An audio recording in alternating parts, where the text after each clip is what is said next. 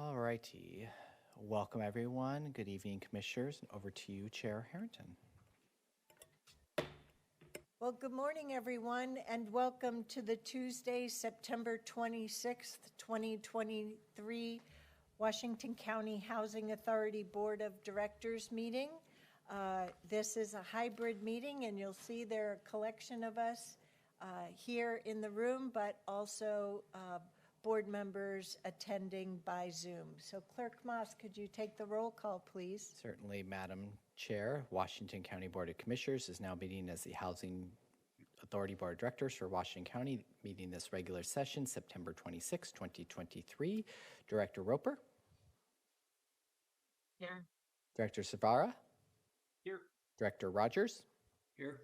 Director Willie? Here. Director Treese? Here. Director Fry? Present. Director Harrington? Here. Thank you, Clerk Moss. The next item on our agenda is public comment for the Housing Authority Board of Directors. Clerk Moss, do we have anyone who wishes to speak to the board for up to 2 minutes an individual? Thank you, Director Harrington. I did not see any sign-ups back. Would any member in the auditorium wish to address the Housing Authority on any housing-related topic? Give you just a moment to raise your hand or come forward. Not seeing none. Would any member online via Zoom like to provide public comment to the Housing Authority for up to 2 minutes? Give you just a moment to utilize the raise hand function. Not seeing any hands. Director Harrington. Before we move on, I would like to ask our directors who are attending by Zoom. Our screens for the three of us here in the room are occasionally freezing. Are you able to at least hear us? Yep. Loud and clear. Okay, can you at least see us without too much freezing? Okay, thank you. All righty then. Next, we'll move on to tonight's consent agenda. It includes 3 items, the minutes from August 1st, and 2 resolutions and orders. What are the wishes of the board regarding today's consent agenda of 3 items? Do we have a motion? Thank you, Director Roper, and a second from Director Savara. All those in favor of adopting the consent agenda, please vote. Thank you. Directors, any opposed? The motion carries unanimously 7-0. Next, we have 1 action item for tonight's meeting, and this is a proposal to authorize the interim executive director to waive contingencies for the purchase of property at 15751 Northwest Brugger Road, and we have Mr. Andrew Compton, our development manager, here with us tonight. Please take it away, Mr. Compton. Thank you. My name is Andrew Crampton, Development Manager with Washington County. I have a quick presentation to give today about an exciting authority acquisition to pursue a land banking opportunity for a future affordable housing development. Just a quick agenda. First, we're going to reiterate the context for this exercise, review the site, some of the due diligence items that have been performed, and then take questions and feedback from members of the board.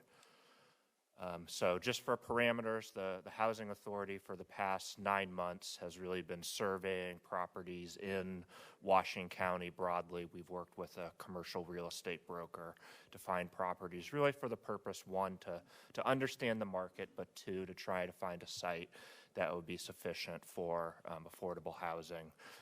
We really identified kind of 15 to 20 properties, both listed properties, but also properties that were off market that our connections in the industry were aware that there were potential sellers. Really looking at between $3 and $5 million purchase price. This purchase will be utilized with the Housing Authority's local development fund, which is really the intent is a regenerative fund that has been built up through our development partnerships with the community with the intent to further provide affordable housing. So looking at our available funds and reserves, really $3 to $5 million was a sufficient amount that we could find a property but still protect the authority with the remaining development funds. Looking at between 2 and 4 acre land size is a good medium-range property to really be able to have the flexibility for a larger development, but also have the flexibility to pursue some variety of funding sources, since this is a land banking site. That 2 to 4 acres is really the flexibility that a lot of the different funding parameters can be equipped to go after and utilize. Of course, looking at multifamily zoning, again, 75 to 100 unit capacity. And because this is a land banking site, we really wanted to be safe and pursue a site that had very limited environmental, grading, acquisition constraints. Really, because of course we are taking a risk as an authority by land banking the property, we wanted to be conservative with a site that didn't have a lot of concerns going in before we even did our formal due diligence process. Since this is a long-term acquisition, being able to hold long-term with really limited upfront risk was the intent. And so through that analysis, this property that has been listed on the market really met all of those parameters.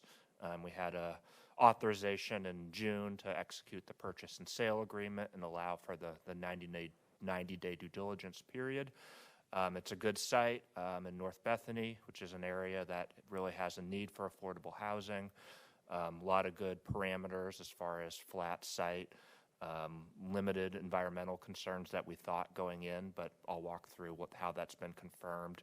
And just a really good opportunity to be a good community catalyst, not only for affordable housing, but also through the site zoning, providing a ground floor, some sort of commercial or community element will really be a key kind of placeholder in the community in this area. So great opportunity, lots of good conversations with our county's planning department as far as zoning and transportation elements. It really seemed to be all the parameters that we wanted, both as a development entity, but also representing the county as well for this neighborhood and being a good contribution to the neighborhood.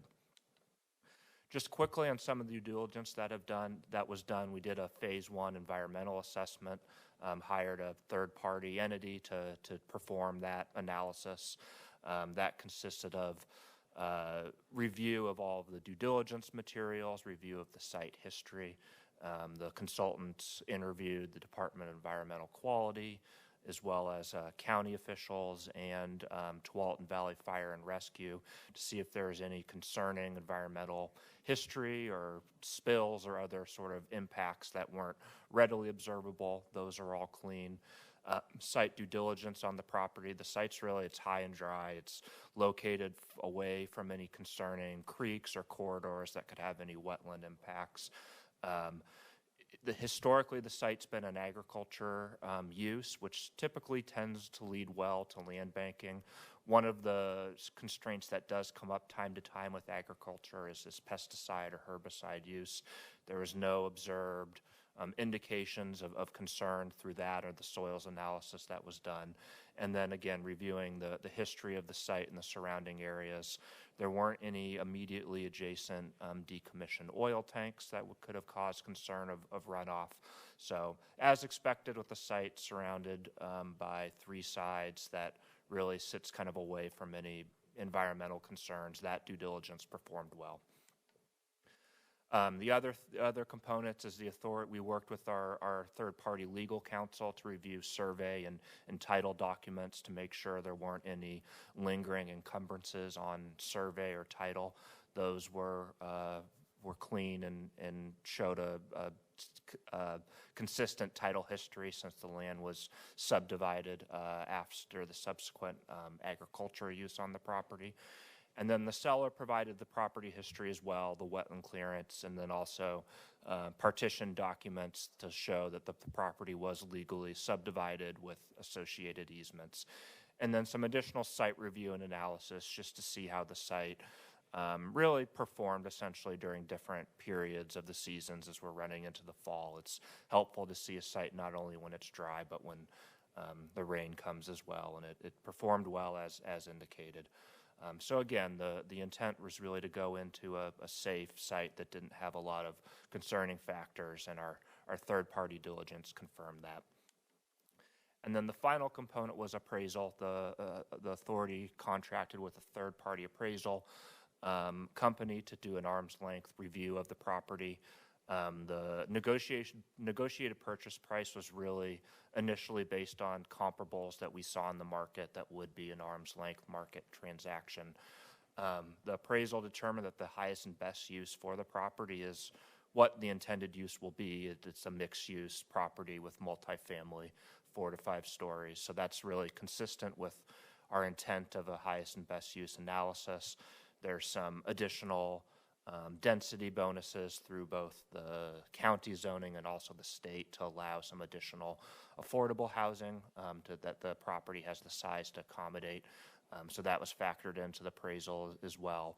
And the termination was the appraisal was $3.675 million, which is just slightly lower than the negotiated purchase price. The seller was amenable to accepting that slight reduction to have a market rate transaction, and executed an updated purchase and sale agreement to reflect that price. Just context for funding pass as we seek authorization for the executive director to waive contingencies is we're tracking right now the state's having a lot of conversations about the next really phase statewide in affordable housing. They're really working on aligning a lot of their various funding paths to have a process that's a little more efficient. So we'll see how that landscape shakes out in the next several months and really look towards the beginning of the year as state funding opportunities really become clear. The Oregon legislature had a substantial housing package during this session, and so we'll look for those opportunities to really put a funding together. The first and most viable is the Housing Authority being the bond issuer to issue private activity bonds using a standard 4% low-income housing tax credit application and really getting this project in the queue. Oregon Housing is really trying to track and coordinate all of the projects in the state. So as that landscape comes, we'll be working with them on really putting this project in the pipeline. And that could really be two ways, either the Housing Authority as the bond issuer, if we are able to have enough local funds to make that work. And then the second path would be the state funding, and the state as the bond issuer. A little bit longer path, but certainly viable. And again, the state is trying to coordinate on those funding landscapes. And then the third is really to pursue a competitive application. We haven't had a 9% application in Washington County. 9% would be tricky for the site. It tends to be less units than we would like to really see the site support. Right now, it's really 30 to 40 units is most efficient for a 9%, and there's a lot of infrastructure challenges. But that could be something to consider, is potentially pairing a 9% with other opportunities if that's the scenario that's needed. But really, path 1 and 2 are going to be the most effective. And then for next steps, if authorized, the executive director will send written notice prior to October 2nd. To the seller and the title company to commit the deposited earnest money deposit to go towards the purchase price, and we'll move forward towards closing. Closing can happen January 2nd.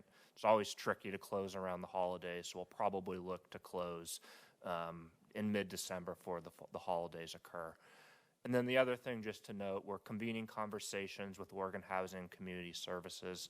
They have a land acquisition program that can potentially offset some of the purchase price. So we've had conversations with them. The component that they're needing to coordinate with the Department of Justice on is the eligibility of the program for mixed-use properties, because there is the intent to have a commercial component. So that could be a good opportunity to reduce the Housing Authority's initial commitment and be able to really use those funds for additional pre-development work that the Housing Authority will need to do, rather than potentially having to pull further from the local development fund or seek pre-development soft loans, which are always an option as well. We'll be able to reserve some of that if the land acquisition program is a viable path. And it's intended to be a flexible program, so we feel good once we get direction from the state of being able to close prior to January 2nd and utilize those funds. So again, to recap quickly, the 90-day due diligence period has gone well. No unanticipated surprises. Appraisal came in close to the negotiated purchase price, and really look forward to any questions or direction the board has prior to requesting authorization to move forward with contingencies and purchasing the property. Thank you, Mr. Crampton. Let me first see if we have any questions from our 4 directors on Zoom. If you have any questions or comments, go ahead, Director Roper. Thank you. In the beginning of your presentation, you mentioned something about the land use was agriculture at one point, and you talked about wetlands. Was there like any nurseries or like for the soil, I guess, for your guys' studies?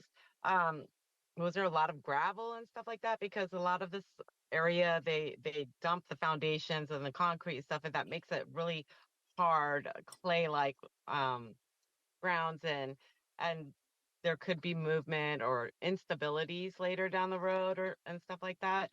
So is it like what kind of agriculture was it? I believe it. I'm not sure specifically. There was rows of nursery farms. I know this particular area. It's not the same type of clay that you'll see in other parts of Washington County. It has more of a composite material, silt material. It doesn't have quite the same clay-like impact that you'll see in other areas. So definitely it's not as concerning as some of the parts that you're right in Washington County that has that kind of muddy sort of Missoula flood-induced clay. Right. And then the other question I had was you guys was mentioning zoning issues. I remember like when we had Willow Creek, we had some issues with I guess the water flow, or I'm not sure quite. I'm not in this field of work, so I can't recollect. Catherine Harrington, can you refresh my memory on like the it had to do with the overflow of the water, like the rain and stuff. So we're just at the stage of acquiring the property. I think what you're thinking about is when we had a development application for an actual affordable housing site and dealing with surface water permit kind of thing. Where I was going with this was like with that kind of stuff, those were unexpected expenditures that you guys didn't account for. So what I can contribute to this conversation, Director Roper, I've been riding my bicycle along Kaiser Road for 33 years, and this specific property for 33 years. And it's very much a greenfield development. It has been under cropland development during each of those 33 years. Typically wheat and grass seed and clover is what's been grown up there. In that time, there have not been any nurseries or other structures on this site. It is a gentle sloping site. It's not entirely flat. It does not have any streams or drainage ditches flowing near it. And as you can see in the pictures, there's been a great deal of development in that North Bethany area, and nothing has raised any flags with any of those other developments. Obviously, with any property, after you own a property and you have a development application that you want to submit, for example, for an affordable housing apartment complex, then you have to go through all the development plans and all the permitting, and that includes all of the surface water assessment and any appropriate stormwater retention that you have to do. That would happen way further down in the process and would be part of that project development work that is done on a site. Did that help explain it? Yes, thank you. You look really good for living there for 33 years, by the way. And I just wanted to think about outside of the box, like all these other expenses that like with these other properties we had that was unforeseen, and just kind of I'm keeping all of these information in the backside of my head and just kind of pondering about when would be the time that you would bring that kind of subjects up and think. So I was trying to think outside of the box. I have a lot on my mind as well, but you look good. And thank you for giving me a little insight of that area, that land, that property. Well, we're really glad that you're carrying forward your learned knowledge during your time here on the Housing Authority Board of Directors. Thank you, Director Roper. We appreciate it. And it's always better to ask questions early than not at all. Right. And that's something I'm learning with my friends buying property. So I'm like just trying to make sure I cover our grounds too. Yep, you're doing great. Thank you. Director Savaro, do you have any comments or questions you'd like to share? Yeah, other than just recognizing the area sounds like we're running along the same path at times. One of my favorite areas to go on runs is right in this neighborhood. So super excited to see this moving forward. I wanted to ask one follow-up. I remember y'all have been busy this summer for sure, doing all this due diligence work. So and forgive me if we've already kind of covered this, but I remember there was one potential sort of an opportunity around needing to have, if we do move forward with acquiring the land, there's some extra hurdles around the zoning that we've talked about a little bit. Have you all looked into any of the opportunities for kind of that retail space if we do move forward with something? Did anything kind of pop out at you as kind of the top opportunities there in terms of what that first floor retail space could look like here? Yes, thank you, Director Savara. I think the thing at the top of our mind that pairs well with really the need in the area and something that the affordable housing industry is definitely interested is pairing daycares and affordable housing. So that's something that could be a great opportunity. There's a funding program through the state to support that. A more traditional retail like a coffee shop's probably a little bit difficult in that area just because there is, adjacent rooftops, but it's not right at US 26 or a super busy commercial corridor. So I think we'd look to really think about what our partnerships are going to be with our service providers, think about opportunities based on that as far as how to structure that ground floor commercial space to really be, I think, a community amenity, but really the daycare is something at top of my mind that could be a great opportunity to pursue. Awesome. Thank you so much. Can I piggyback off of him? I remember you guys talking about transportation as well. Were you guys able to get some more information about public transportation? There's bus service. It isn't adjacent to the site, so I think that's still going to be an ongoing conversation with TriMet and with just our colleagues in Washington County planning about as that area grows. But I think that's something that we can coordinate and work with moving forward. It's in fairness to them, I don't have a specific timeline for development until we really get our funding. So I think once those get solidified and we really think through what are the needs for the site, who really will be serving, I look forward to working with our partners as far as what transit opportunities can be in that area. Directors Willie and Rogers, do you have any comments or questions? Thank you, Director Rogers. I just have. Go ahead, Director Willie. Just a couple of comments. I mean, this looks like a great site. It is in District 2, so I'm assuming Commissioner Treese will weigh in here in a few minutes. But it surprises me that Kaiser Road, I mean, I've been on Kaiser Road, not riding my bike for the last 33 years, Chair, so you get more than I do on this. But certainly I'm surprised that we don't have bus service there. And I think probably in response to that, there are a number of areas in Washington County that we're going to need to be working with TriMet to provide better public service too. So that'll be a continuing conversation. I think this is a great opportunity. I like the way that you have delivered this. I would suggest that if I were the seller, I would not want you to close before January 2 because I'm always thinking about how fast I have to pay taxes on that. And so I'm assuming this isn't a tax-free exchange. So anyway, just a thought there, close as soon as they're willing to do that. And then I'll look forward to what kind of development opportunities you're going to have for this property because I think it's a great place to be located. So congratulations on this. Thank you, Director. And any comments or questions? I just want to say thank you for the work that was done here. I think that it's great to have this type of opportunity in this area that has not been presented before, and we need this type of development in this area. So I really appreciate that. Thank you very much. No question for me, Chair, and thumbs up for me to proceed. I'll just add, marvelous due diligence. Thank you very much.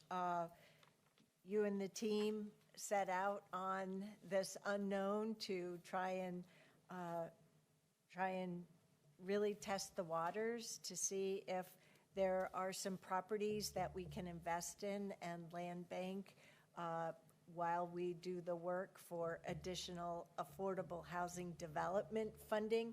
This is precisely what we need to have secured sites that we can further develop to meet the incredible need we have in our community for a growing portfolio of affordable housing for those of low and fixed income as well, no matter what their age are, right? People of all ages, everyone deserves the right to have stable housing. So I really applaud these efforts. And with that, directors, do we have a motion to move forward to authorize the interim executive director to waive contingencies and move forward with purchasing 15751 Northwest Brugger Road? Do we have a motion? We have a motion from Director Roper, a second from Director Rogers. All those in favor, please raise your hand or say aye. Thank you, directors. Any opposed? The motion carries unanimously 7-0. Thank you, directors. Next we move, thank you, Mr. Crampton. Next we move on to our second public communication opportunity of the Housing Authority Board of Directors. Clerk Moss, do we have anyone who wishes to speak to the Housing Authority Board of Directors? Thank you, Director Harrington. I did not see any sign-ups for the Housing Authority, but I will make a call to anyone in the room. If you wish to testify on the Housing Authority on housing-related items for up to 5 minutes, please raise your hand or come forward. Not seeing any there. Would any members online that have joined us on Zoom wish to provide public comment for up to 5 minutes on any housing-related topic? Give you a chance to utilize the raise hand function. Not seeing any hands. Director Harrington. Thank you, Clerk Moss. And with that, I move to Board of Director announcements. I know I don't have any announcements. Do any of you have any announcements to share this evening? Seeing none, I would ask for a motion to adjourn the September 26th, 2023 Housing Authority Board of Directors meeting. Do we have a motion? We have a motion from Director Roper and seconded from Director Savaro. All those in favor, please vote by raising your hand or saying aye. Thank you, directors. Any opposed? The motion carries unanimously 7-0. So ends the Housing Authority Board of Directors meeting. And thank you, Directors Roper and Savaro. Appreciate it. And in just a moment, we'll convene as the Washington County Board of Commissioners. And just a heads up to you, Commissioners Rogers and Willie, we've talked to our AV experts here, so when we take the group picture for the book proclamation, please be sure to hold up your book. We'll have you up here on the big screen so we get you and your favorite book in the shot, okay? Okay, terrific. Have a good night. Thank you. Hey, Thank you. Chair, do we have to log off on this and log in on a different Zoom? No, Commissioner Willie, we are just continuing on this one. All right, sounds good. Thank you. You're welcome. And with that, Madam Chair, we are ready for the regular board meeting. Okay.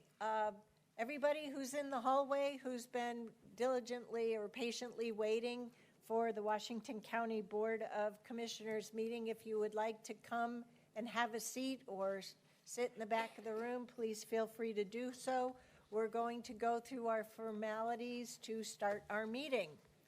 So with that, I'd like to call to order the Washington County Board of Commissioners regular business meeting of Tuesday, September 26th, 2023. Clerk Moss, could you do us the honors, please? Certainly, Chair Harrington. The Washington County Board of Commissioners, also meeting as the Board of Directors for Clean Water Services and all other county service districts, is meeting this regular session, September 26, 2023. Commissioner Willie? Here. Commissioner Treese? Here. Commissioner Fye? Present. Vice Chair Rogers? Here. Chair Harrington? Here. Thank you. We have all 5 members of your Washington County Board of Commissioners here this evening, and I appreciate both Commissioner Willie and Commissioner Rogers joining us by Zoom.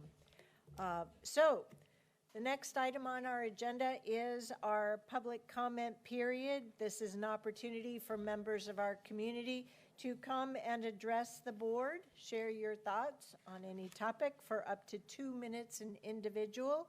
Clerk Moss, do we have anyone who wishes to speak with us tonight? We do, Madam Chair. The first 2 I'll call up is Dale Feek and Nico Hamisher. If I got that right, please come forward.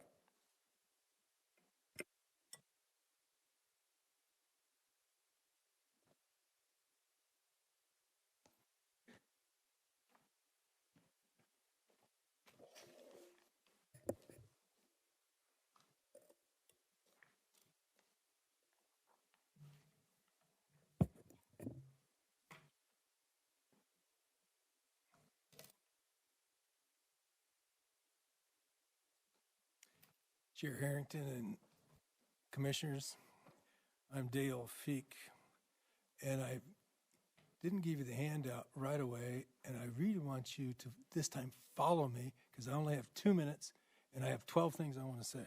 Okay. So let's go. And I have an ask of you. At the September 19th Washington County Local Emergency Planning Committee meeting, Jeff Warner of the Beaverton Police Department, representing the Sheriff's Department, gave a presentation titled Active Intruders, 30-minute condensed version of a longer presentation. After that presentation, I asked Jeff Warner to be willing to present that to state agencies or to different communities and to you. I talked to Sheriff afterwards, and he said he's willing, and he's part of that group.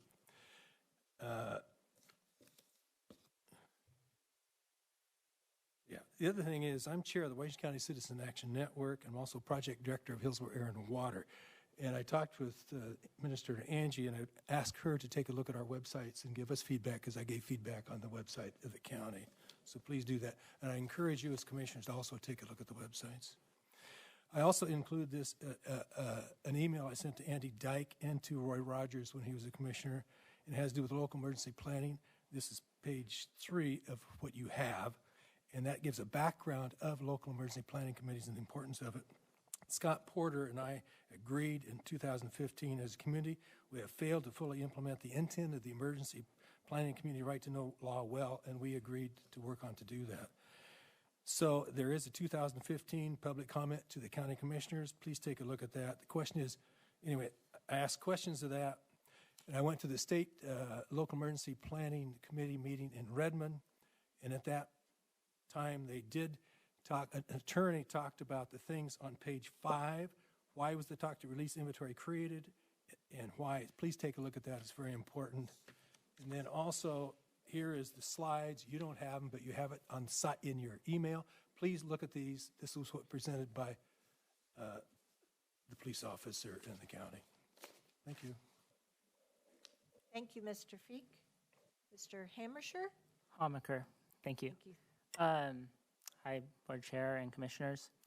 Thanks for the opportunity to address you. I'm speaking today about Ordinance 882. I'm a resident and small business owner on Vandermost Road. I'm also a researcher at Columbia University in New York, where I educate and advise health professionals and global leaders on the health impacts of climate change. I speak to you not only from the perspective of a concerned resident and local business proprietor, but also as an advocate for the environment and public health. I grew up at Ponzi Vineyards, which is now Homaker Wines on Vandermost. I'm currently a co-owner and operator of a bed and breakfast there beside the winery. My livelihood and the experience we provide to guests depends on the pristine natural surroundings that make our county so unique. However, Ordinance 882 threatens to undermine that habitat that is integral to my business.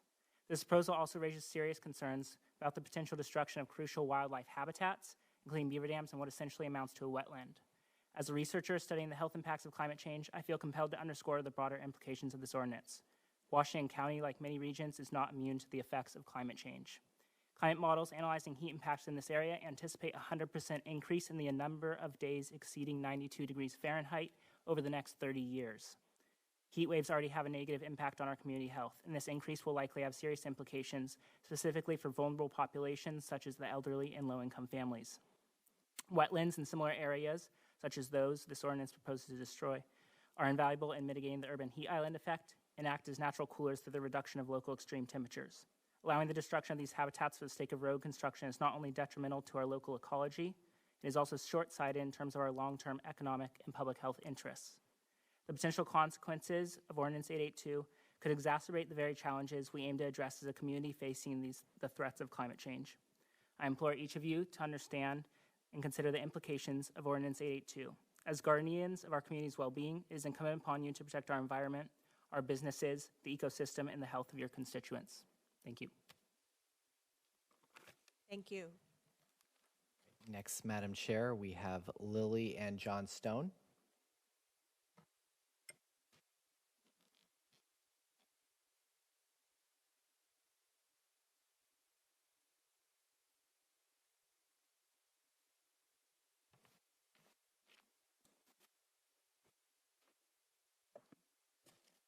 Who would like to go first?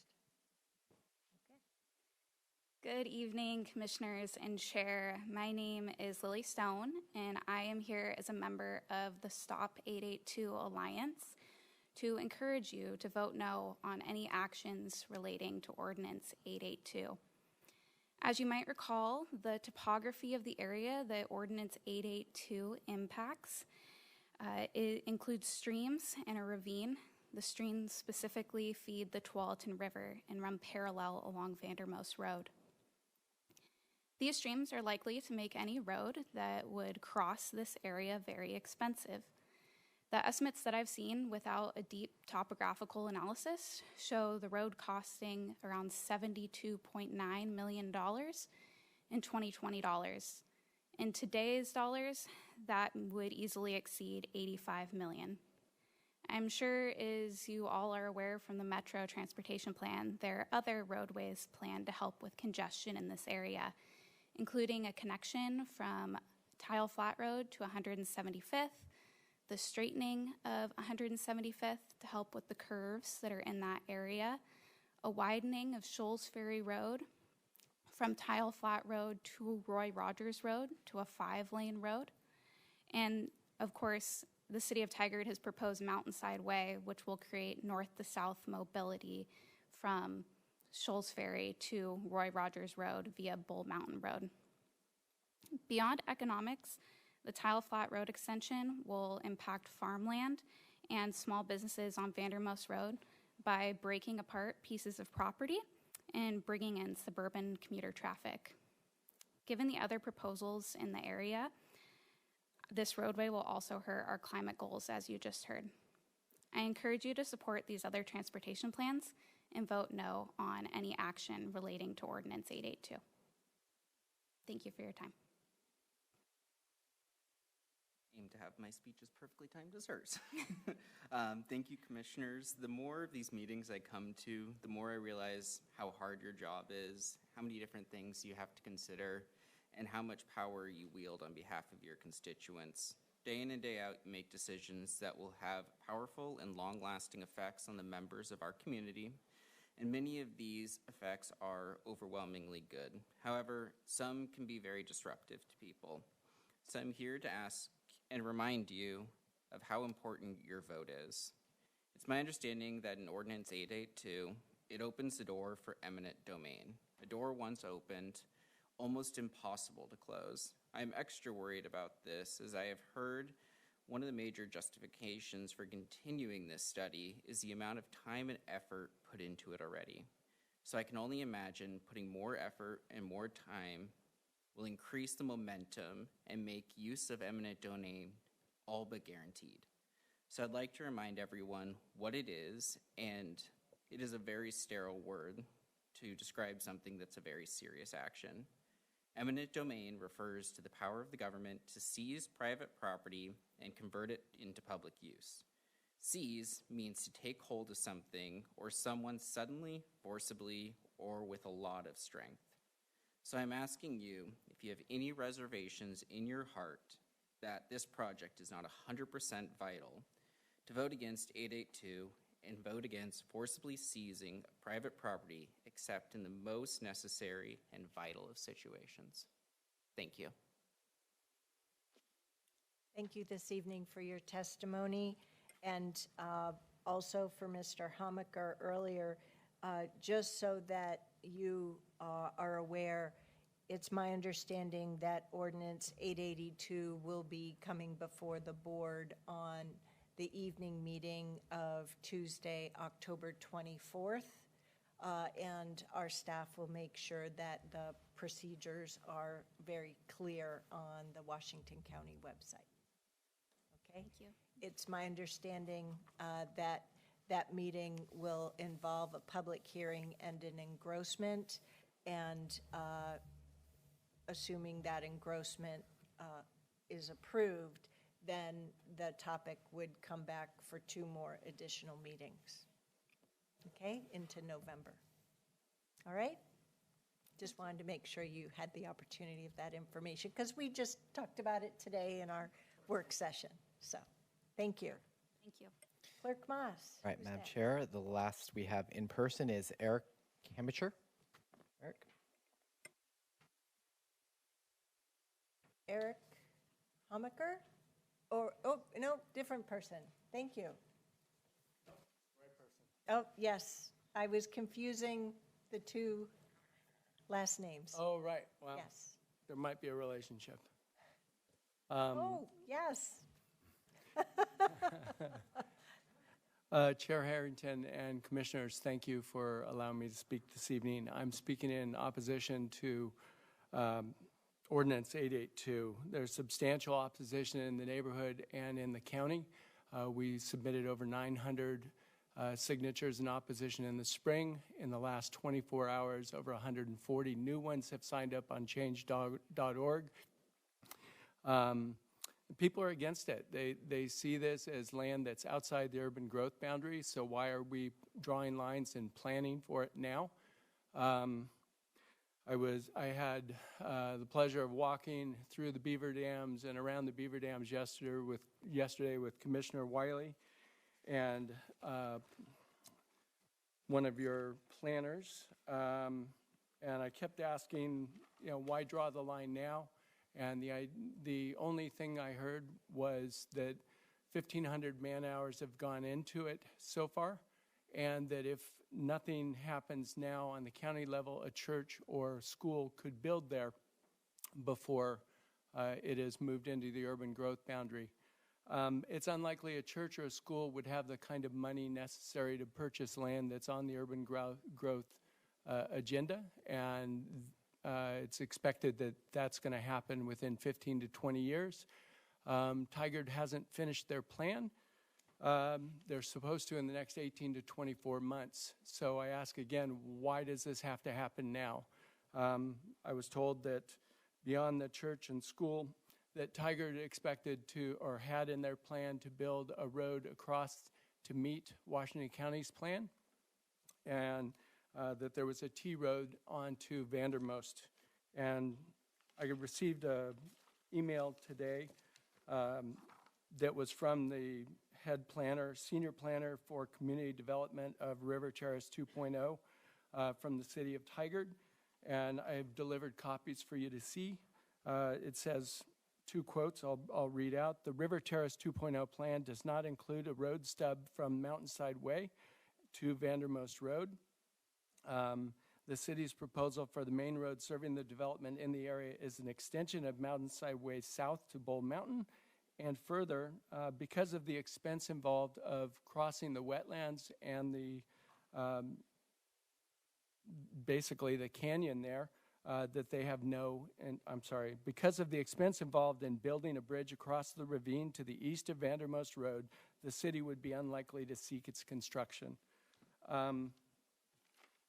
I understand that you have a 20-year plan and you need to go ahead and be making choices, but there's no reason to move forward on 882 now. The money has been spent.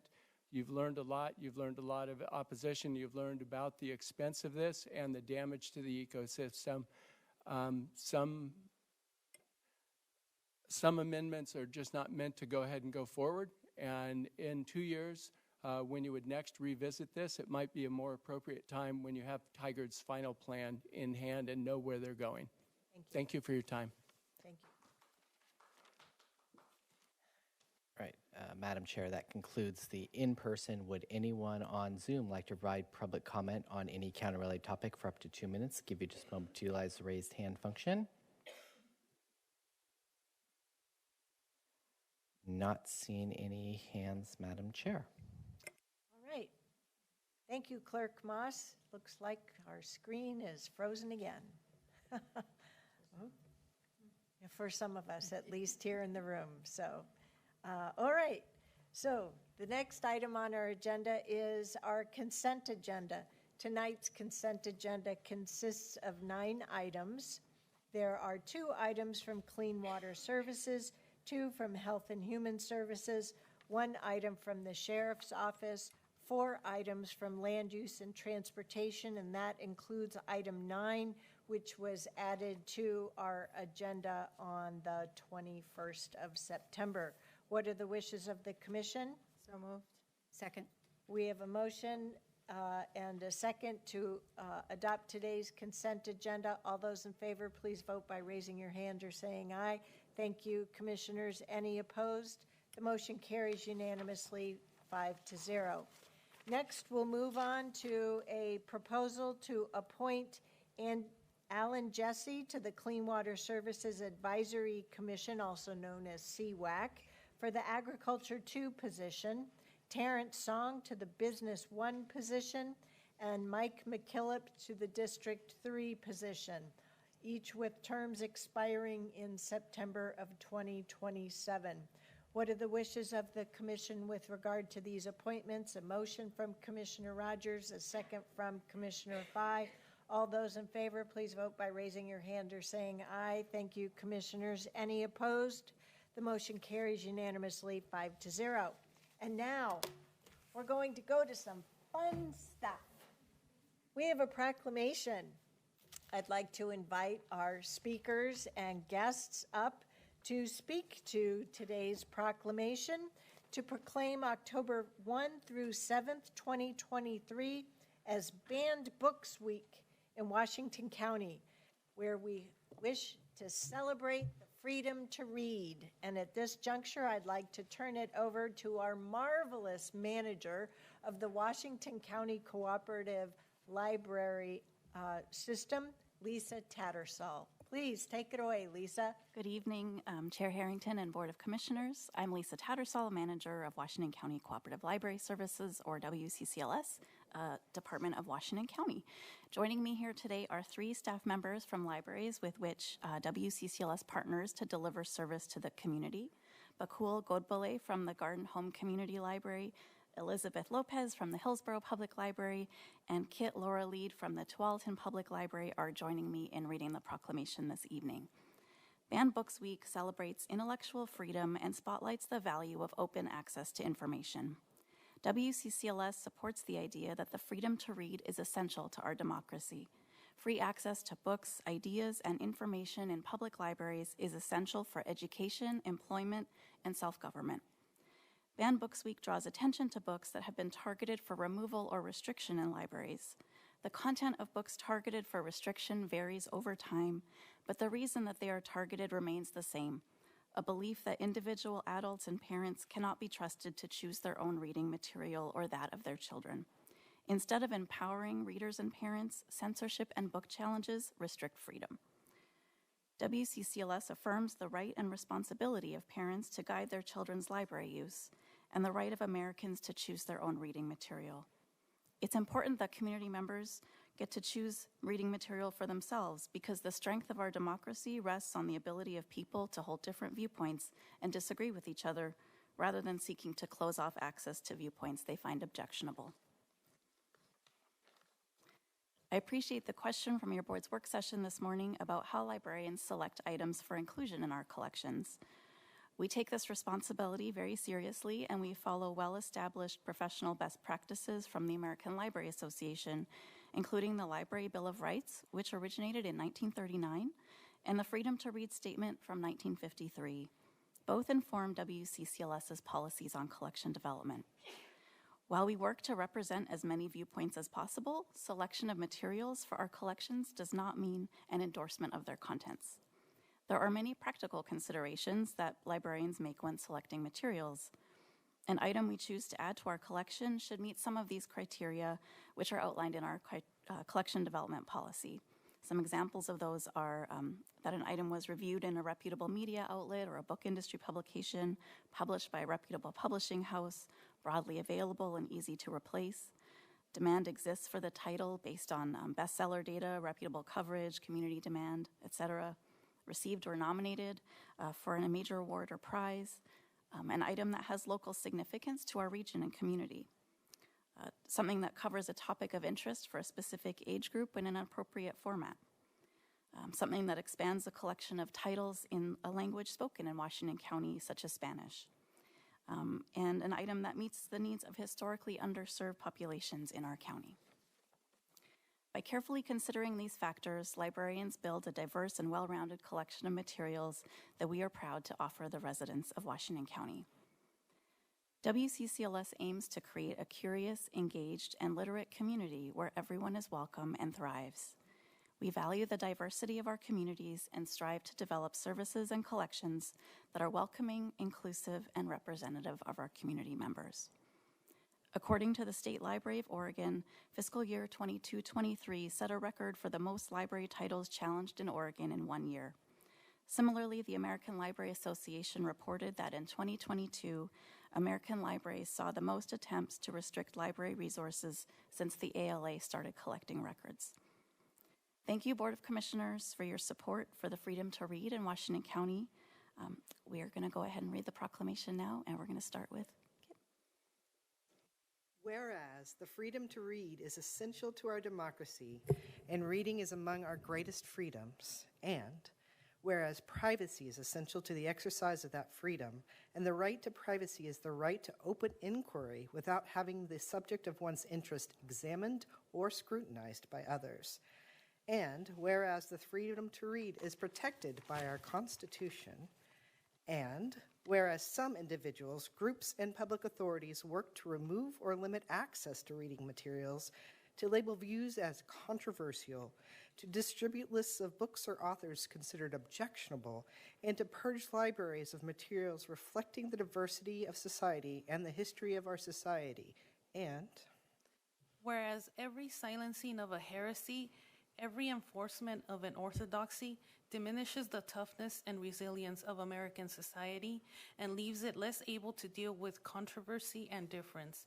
And whereas Americans still favor free enterprise in ideas and expression and can be trusted to exercise critical judgment, to recognize propaganda and misinformation, and to make their own decisions about what they read and believe, and to exercise the responsibilities that accompany this freedom. And whereas intellectual freedom is essential to the preservation of a free society in a creative culture, and whereas conformity limits the range and variety of inquiry and expression on which our democracy and our culture depend, and whereas Washington County's Banned Books Week, celebrating the freedom to read, is observed during the first week of October as a reminder to Americans not to take their precious freedom for granted, and whereas Banned Books Week celebrates the freedom to choose or the freedom to express one's opinion even if that opinion might be considered unorthodox or unpopular, and stresses the importance of ensuring the availability of those unorthodox or unpopular viewpoints to all who wish to read them. Now, therefore, be it. Be it resolved that Washington County celebrates the American Library Association's Banned Books Week, October 1st through 7th, and be it further resolved that the Washington County Board of Commissioners encourages all libraries to acquire and make available materials representative of all the people in our society, and be it further resolved that the Washington County Board of Commissioners encourages free people to read freely now and forever. Thank you. Thank you, Lisa, and to our guests for reading this proclamation. What I would like to do is ask my colleagues if they have any questions or comments, and also in doing so, if you could also highlight your favorite book that you have brought this evening as part of our proclamation in honor of the freedom to read. Commissioner Rogers. Do I show my book first or my questions? Whatever order you would like. Well, I will put that one up. So it's the David McCullough book on John Adams. Yep, and I know it's one of your favorites as well. That's a great book. Lisa, this question is to you, and I was one who asked during the work session, as someone who firmly believes what you just, not your proclamation, but you quoted at the beginning of the meeting, I agree with. I don't agree with banning books for adults. My concern, we have a wide audience of folks who pay attention to what we do, is for kids. For those of us who have kids, my kids are grown now, have grandchildren, people are always worried about pornography and inappropriate materials for children, plus one other category, and that's anything that's hate-based. And if you want to say I'm prejudiced against those two, I am. I don't think that it should be hate-based materials, and I don't think age pornography should be, it's not appropriate for certain groups. What does the library group do for our wider audience who are watching this to make certain that we protect as much as possible those groups and those communities who might have hate-related materials against them, to make certain those kinds of volumes are not prevalent? I appreciate the question, and I think library workers are in agreement with you that we don't want to see materials spreading hate, and we don't want to see children accessing inappropriate material in the library. I think some of the selection criteria that I listed out earlier in the remarks at the beginning really are some of the things that prevent things that are just truly hateful from becoming part of library collections. So if generally they aren't published by a reputable publisher, they aren't reviewed in a trade journal, so that tends to sort of weed out a lot of items that are not appropriate for our collection.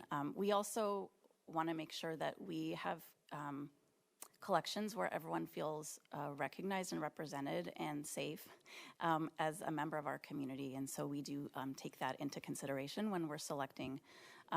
The question about inappropriate materials for children, I feel very confident that the criteria we use, that we are doing our very best to ensure that we're selecting age-appropriate materials. I think what we really rely on is parents to make those decisions for their children, because I think what one parent will find objectionable, another parent will think is totally fine. And so it's definitely not something that we want to impose on families, and we really encourage parents to make those choices for their family, and library staff are available to help parents sort of navigate that and select books that fit their family's preferences and what they're looking for, what they're comfortable with. We also have things grouped by age category within the library as a way to sort of direct folks to that. But the backstop ultimately is really parental choice and parental decision making for what's right for their family, and we don't want to take that right away from parents. Can I say two responses? One, that's a great response. one that I like, and so I'll support the motion. And secondly, the reason I picked this book, not only did I like it, but he was a controversial figure, as our chair and I talked about. He defended redcoats during the Boston Tea Party, much to the chagrin of a lot of Americans. That's not a little factoid in history. And he also, after serving for what we all call the father of our country, he was the second president we know, but he took an extreme amount of abuse from the first president, and yet did a lot of things that proved to be very, very good for our country. So the lens of history is very, very different. What we see today and we see tomorrow is different. And if we start banning stuff, where do we stop? So I thank you for your answer. I think it's a comfort to a lot of folks out there, and I agree with the proclamation. Thank you. Thank you, Commissioner Rogers. Who would like to go next? Commissioner Willie, go right ahead. There we go. Thank you, Chair. I had to turn off my camera and run because I put my book in the car thinking I was going to be at the meeting, and then I'm not. And so, Lisa, I completely understand. I spent many years on the Hillsborough Library Board.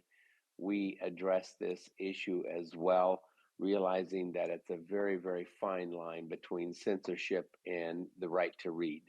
And so I think you've done a great job. I think our libraries do a great job of that.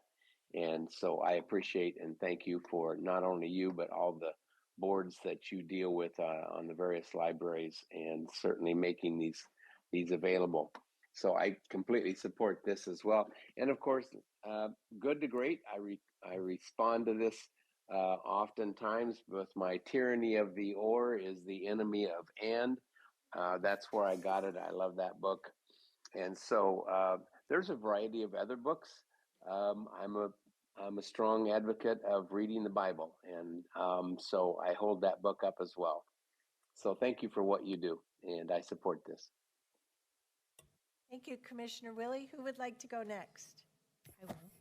Go right ahead, Commissioner Treese. First of all, I want to start by saying I so support this proclamation, but I also want you to know that I really support you all as librarians. I have very fond memories as an 11-year-old girl having the bookmobile come to my neighborhood and opened doors and windows for me that I didn't know existed. So my love of reading is very, very deep.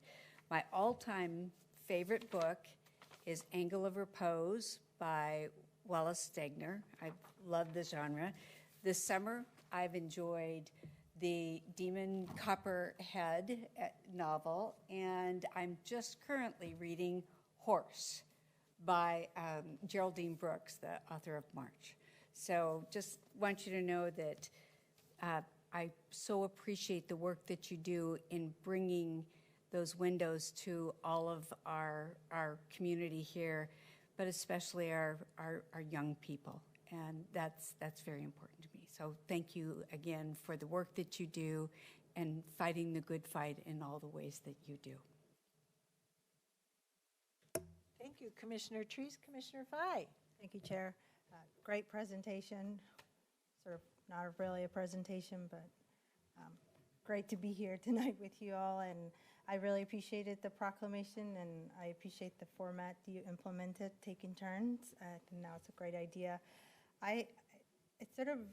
This is the first time we're doing this, so I'm interested in picking your brain of the impetus of this, like what made you do this proclamation tonight, or if this is a response to what we see nationwide around books and in what's being played out. I think you touched on that, but I'm wondering that, and then more importantly, the question I have for you is, what will change with this proclamation? Are you going to implement? Because there are a lot of people that love books, and I'm wondering what I should tell them that Washington County is. Are we going to do a book drive? Things like that. What programs are you going to be?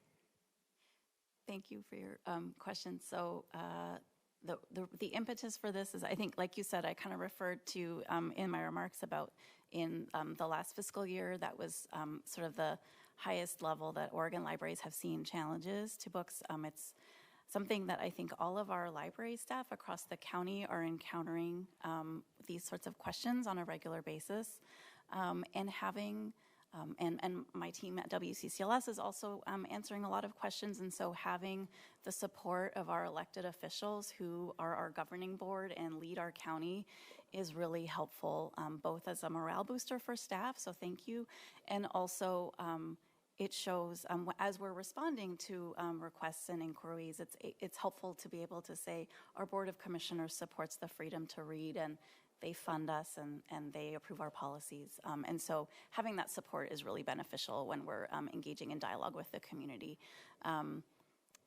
What's going to change is a really interesting question, because I think it was interesting when I wrote my remarks today, I looked up how old the state, like the Freedom to Read statement, and they're kind of, I was surprised, 1939 and 1953 is when some of those core value statements that we base our work on were originally drafted. And so I think those core values aren't going to change. And that is going to, a lot of what we're talking about today is going to stay the same. But I think what changes is having that sort of explicit support from your board to really give some air under the wings of all of our library staff.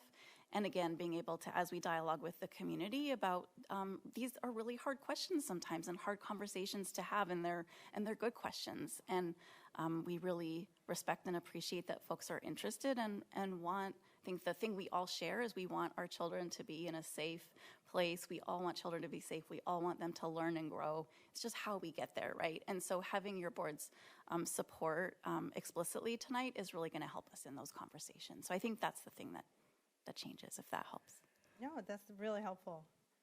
The budget situation is real for every program, and you have my full support. I think we all, at least for me, I value libraries, and I join my colleagues here.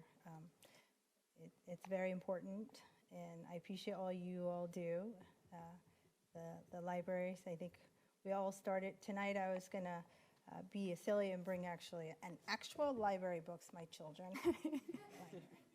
But then I thought, wait a minute, are they even past due? So I wasn't going to deal with that, hold that up. So I brought another children's book, and this is a book that I recently got from Washington County staff. Brenda Bartlett donated to us, and it's a book about public speaking. I almost said public health. Public speaking, and this is a book that my middle child really enjoys reading out loud because it's really big words, and because of his kindergarten teacher, he's really good at reading. Even though he's in first grade, he's still not given his first grade teacher credit yet.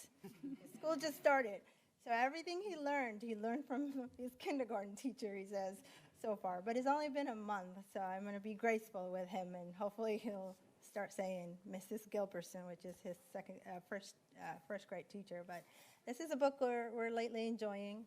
I know it's not from the library, but it's a good book that we got donated. And then, but it also mimics all the children's books from the library, which is why he enjoys reading it. So thank you for your service, and that's the book that I brought. Thanks for reminding us, Chair, to bring a book. Yes, one of the roles of the chair, reminding your colleagues to bring their favorite books. So thank you for joining us this evening, for reminding us to be brave and to do brave things in support of your work in serving our community. I give thanks to my school librarian when I was in 4th grade for introducing me to poetry and encouraging me to check out a poetry book. It was really great. I flunked tonight's assignment because I brought not just one favorite book, but 4. It would have been 5, but I keep loaning out the 5th book, which is We Are Our Mother's Daughters by Cokie Roberts. So the first one I'm sharing tonight, nope, that doesn't work. There you go, Fridays with Red, a radio friendship My 12 Years with Red Barber on National Public Radio's Morning Edition by Bob Edwards. Number 2 is a book of short stories. Row 22, seats A and B. These are short stories written by Frederick Waterman that were published in the United Airlines in-flight magazine, and the whole series of them were collected and published into a book. And I've given lots of copies of that book to lots of people.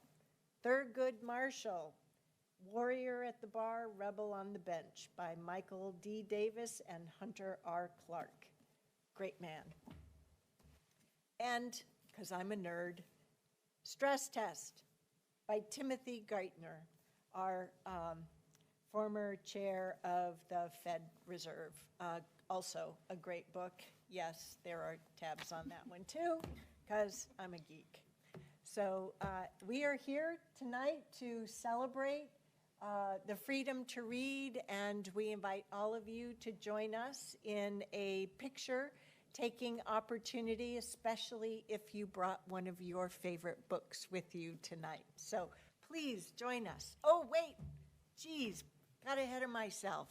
Before we take the picture, colleagues. So moved. We have a motion. Do we have a second? Second. We have a motion and a second to adopt tonight's proclamation as read. All those in favor, please raise your hand or say aye. Thank you, commissioners. Any opposed? The motion carries unanimously 5-0. Hereby proclaimed.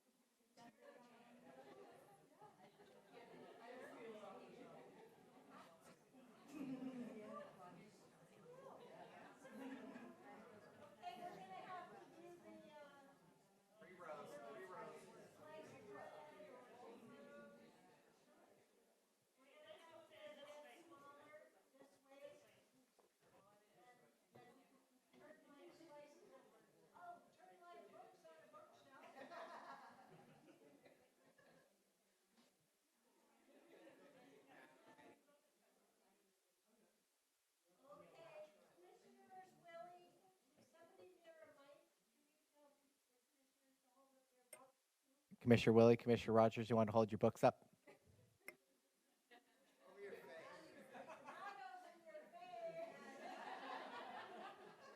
We want to see those smiles, commissioners.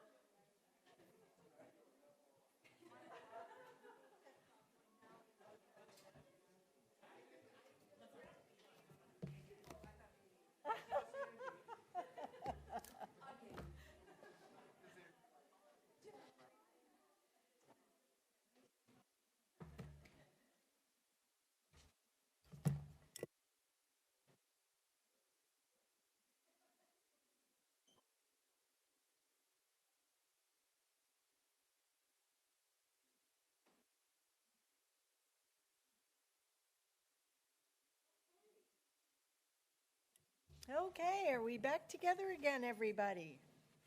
We do have a couple of remaining business items on our agenda for this evening, 2 action items. The first one is a proposal to approve Washington County's utilization of its Metro Parks and Nature Bond Measure local share allocation. So at this juncture, I would like to invite Rachel Fuller, an Assistant County Administrator here at Washington County, and Carl Schweitzer, our Parks Division Manager, please. And they have a presentation to start us off. We do. Thank you so much, Chair Harrington and Commissioners.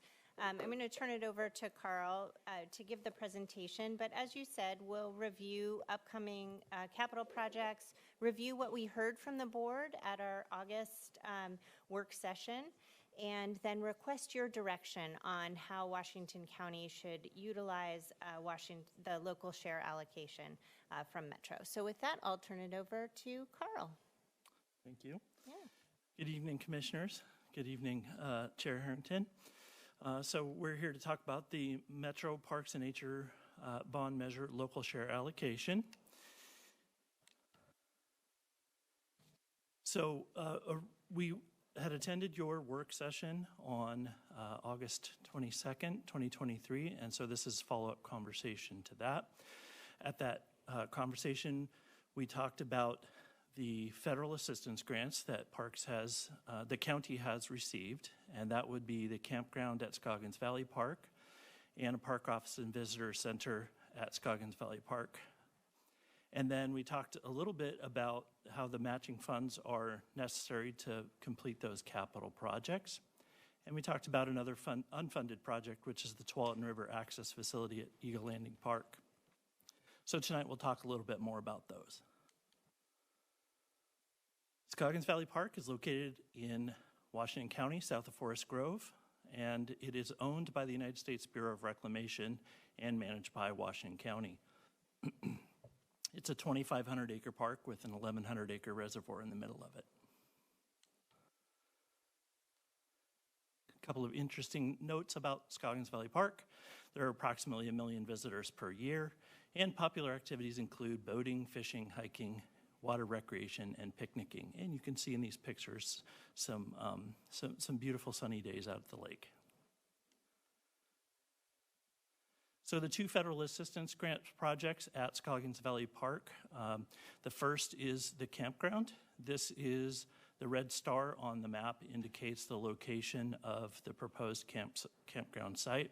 It's a 32-acre sub-area of Scoggins Valley Park, adjacent to the Washington County Parks office. And as you can see in that image on the right, there's already quite a bit of infrastructure completed, including utilities, roads, and other facilities. The other federal assistance grant is for Park Office and Visitor Center. That facility would provide visitors opportunities to learn about cultural and other historical information specific to the area, and provide opportunities for nature education as well.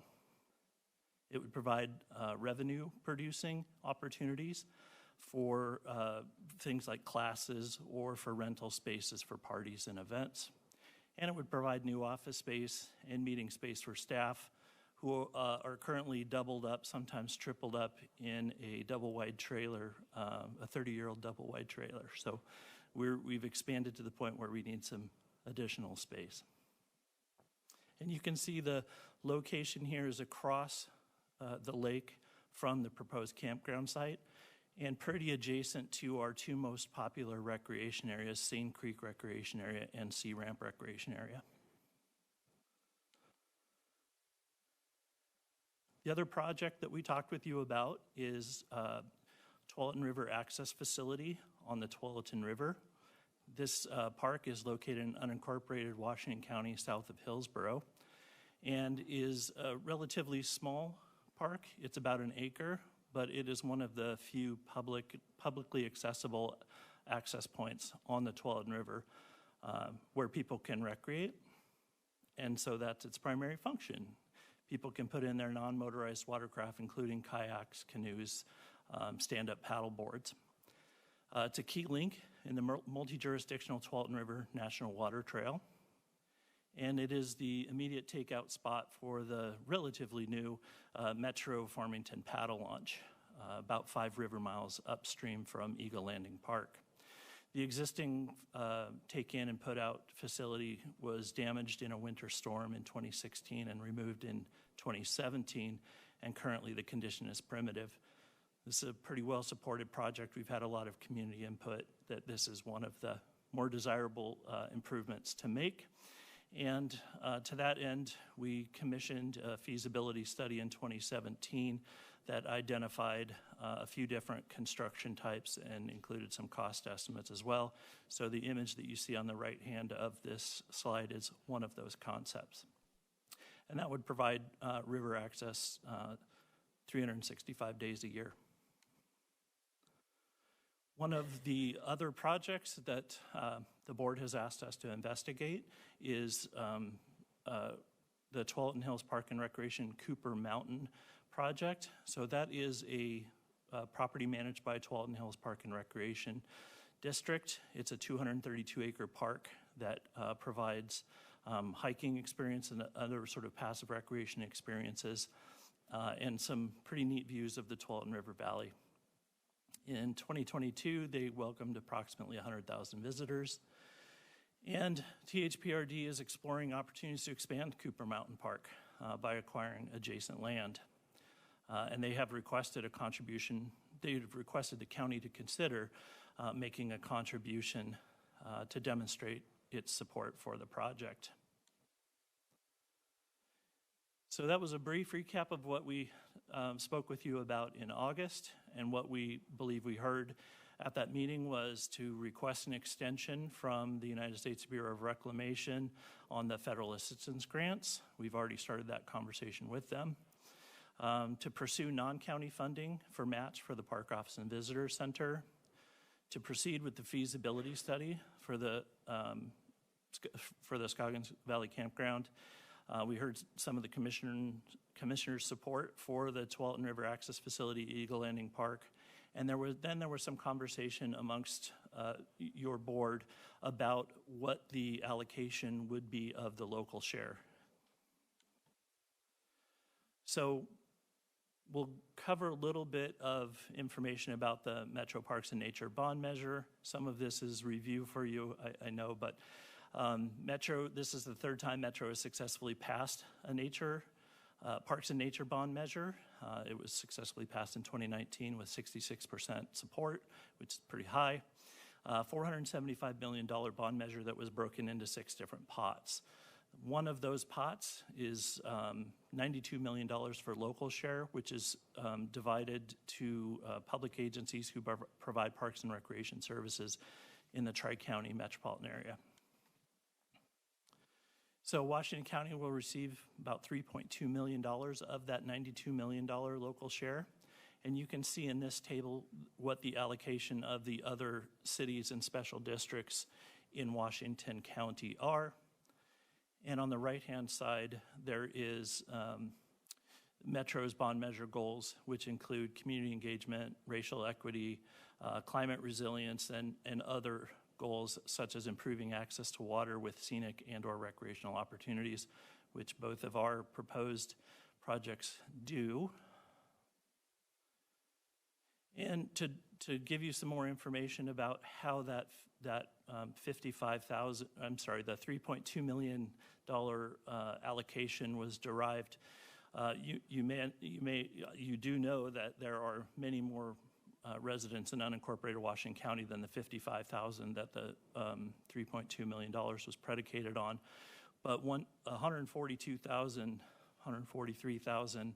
of those are overlapped by the Tualatin Hills Park and Recreation District boundary. And so that allocation was taken out of the unincorporated Washington County allocation and moved into the Tualatin Hills Park and Recreation District allocation. So the 55,000 is the number that the $3.2 million is predicated on.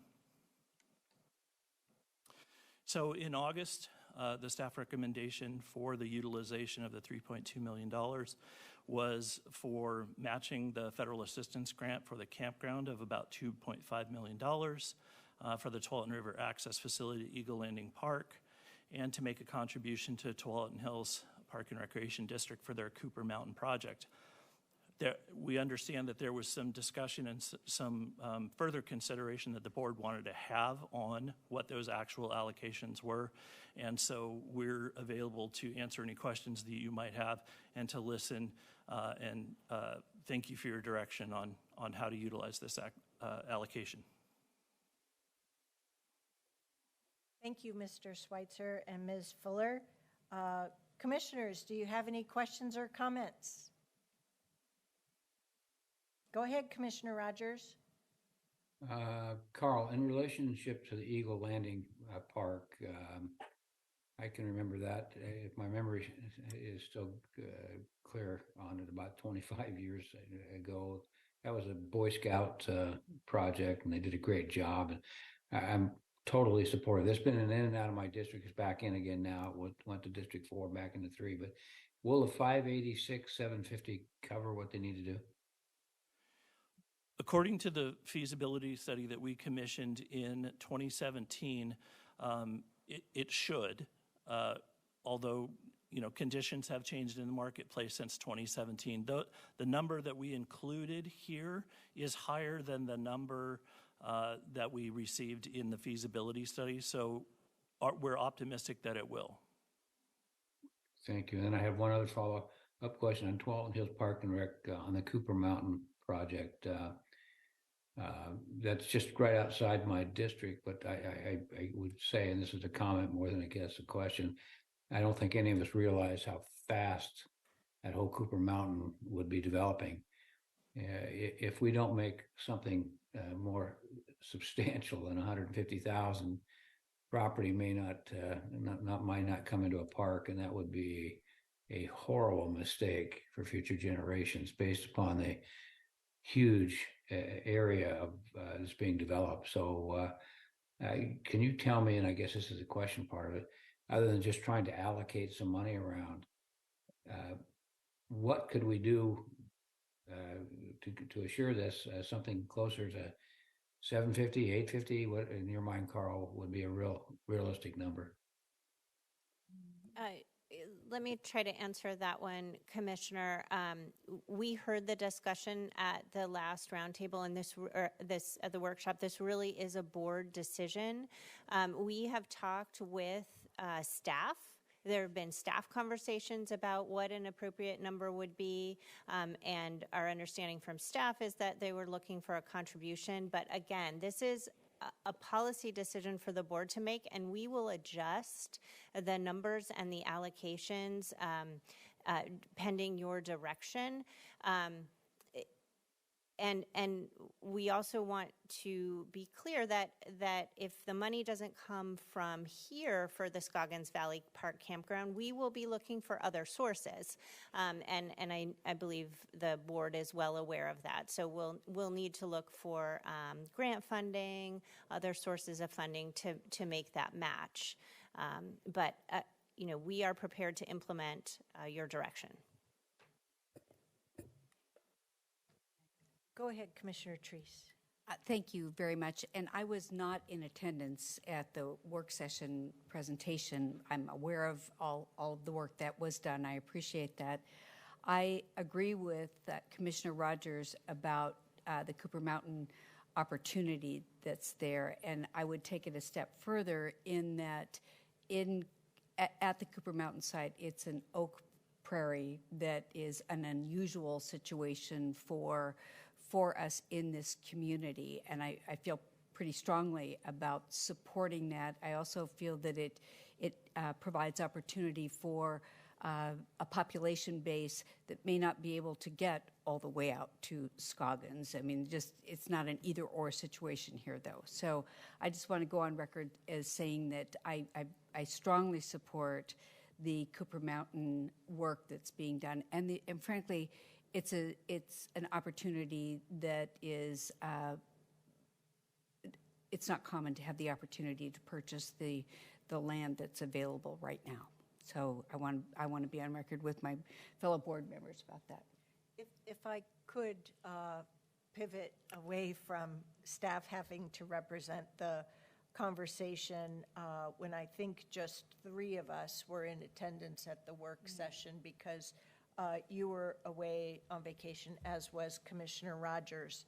I believe I represented at the work session that in my conversations with the general manager and multiple board members of the Tualatin Hills Park and Recreation District about the potential opportunity. They're hoping that we will be able to provide a $1 million grant towards their acquisition. They would love it to be more. They just recently, was it just last Wednesday? It was pretty recently. They hosted a tour of the potential purchase site that is just south of the existing Cooper Mountain Nature Park property and abuts it. It's a beautiful 100-acre or so piece. It's undulating. It's got incredible oak woodlands. It's a tremendous opportunity. At that work session, we did only have 3 members, which is why we wanted to bring this back to the board, and it's here in our business meeting versus a work session.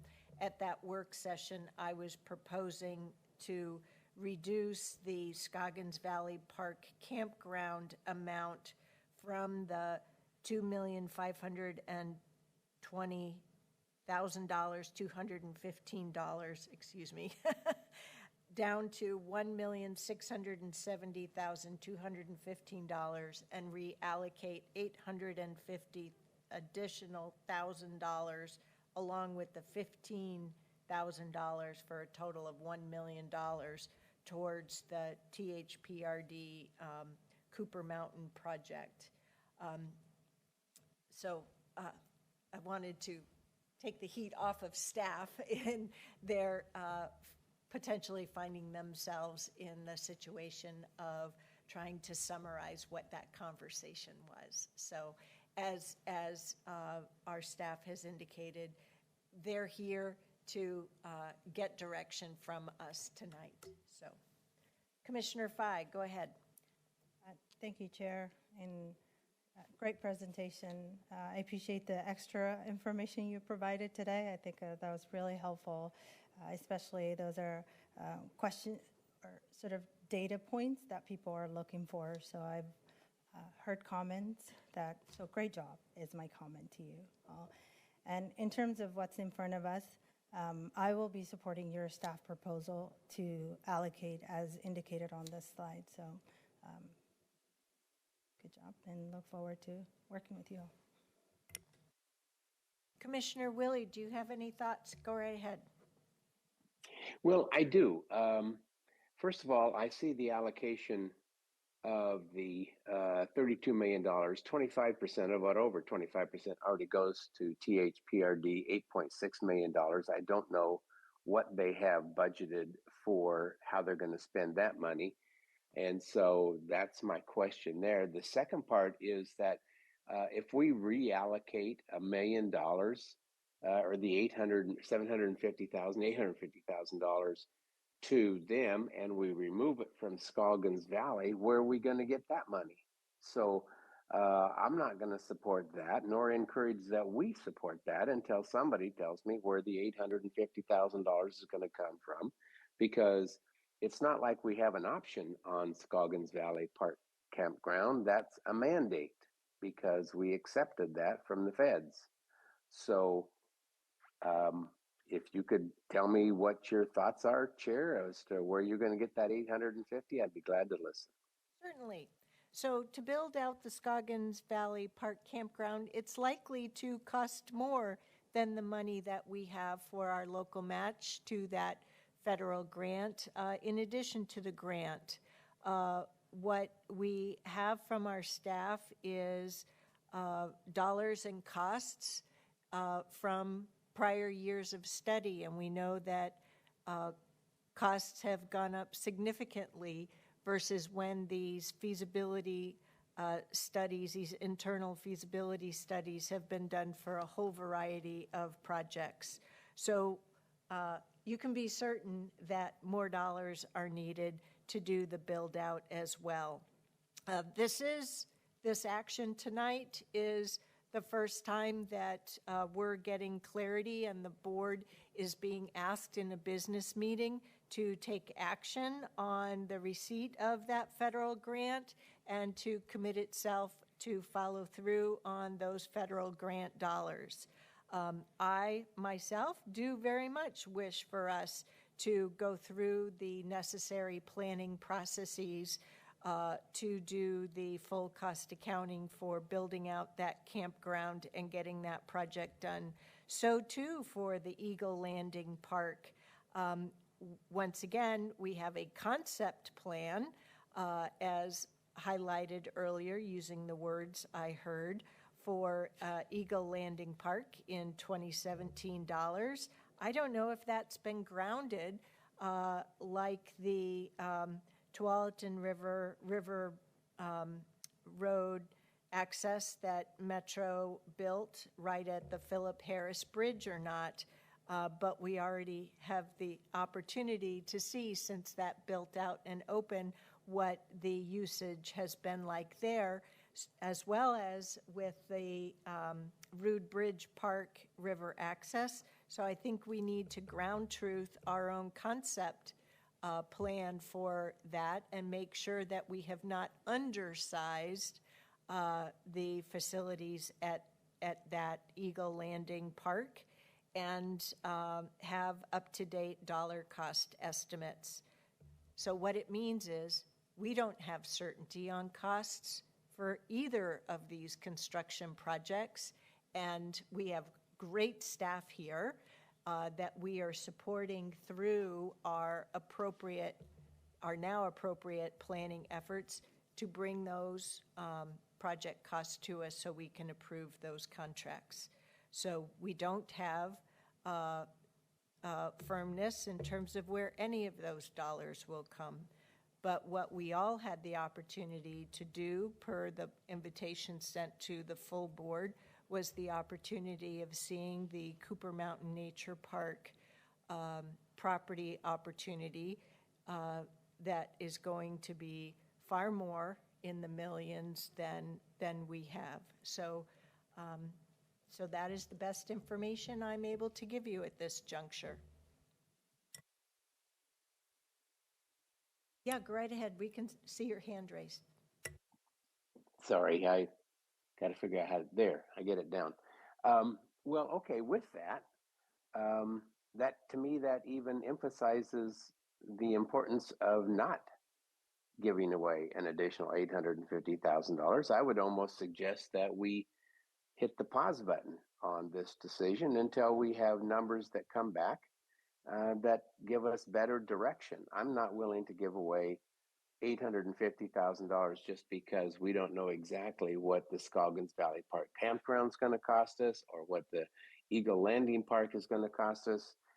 Because when those numbers come back, we'd have given away the money.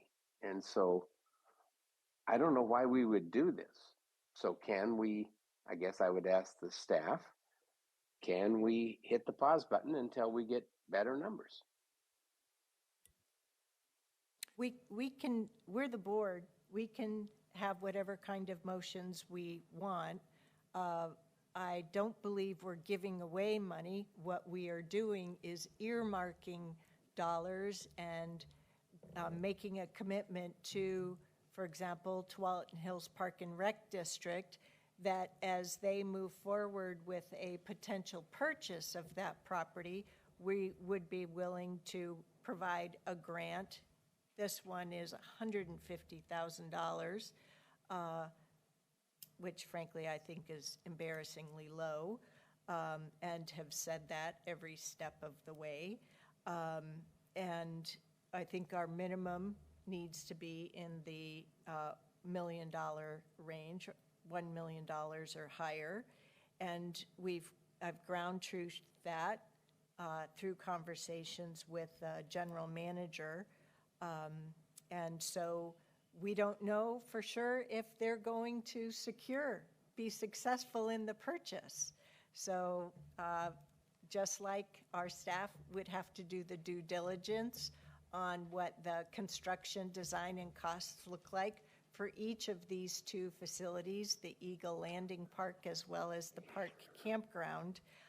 So too, we're working with a potential grant to THPRD.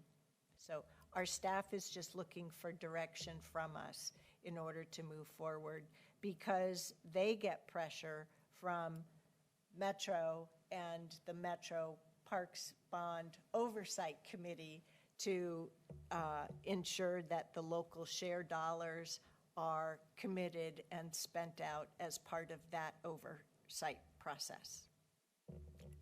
I don't disagree with any of that, Chair, with the exception of we still haven't answered the question of, instead of 3.2 million, we're going to have 2.2 million to do two projects in Washington County that need to be done. And it's not like it's a wish, it's a mandate.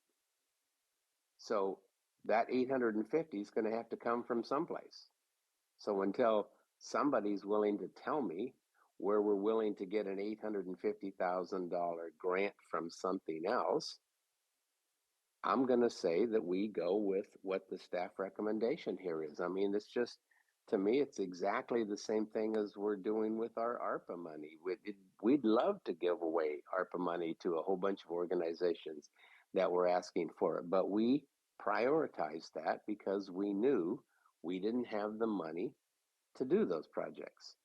It's the same thing with this. We're looking at another round of budget cuts. We don't have $850,000 someplace else. So if we give $1 million away, one of these projects is going to get the short staff, or we're going to have to take that money from someplace else. So I'm more than willing to listen to where you propose we get the additional $850,000 so we can give THPRD $1 million when they've already got $8+ million from this allocation. So I think you've made your opinion clear a couple of different times. Each of us has had the opportunity to share our opinions once and to try and answer your questions. So at this juncture, staff, board, we need to, someone needs to make a motion to move forward. So moved. Sorry, that's not sufficient. No.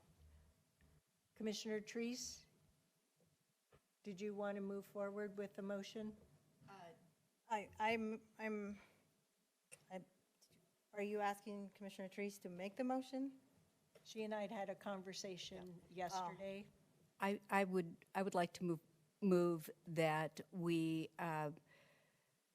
allocate $1 million to the Cooper Mountain project, and we work with our staff in relationship to Scoggins Valley Park campground to make up the difference there, because as well as with the Tualatin River access point. Point of clarification, though, I made a motion. I don't know. No, you only said so moved. You didn't make any motion, so that's why I'm asking. You can both. Please share your motions. I think County Council is trying to speak. Well, I'm curious, Commissioner Fye. I mean, you just said so moved. What was your? No motion had been said. Yeah. So I guess what the motion was. Motion. I'm so used to hearing Chair Harrington summarize motions and say so moved, but had given the opportunity to be alerted to fully articulate the motion, I would like to be given that opportunity so that I can make the motion first. But there is a motion already at the table, so. Point out what motion you would have made had you been faster on your feet. I like the motion to consider what the staff is proposing using the county's $3.2 million local share allocations as follows.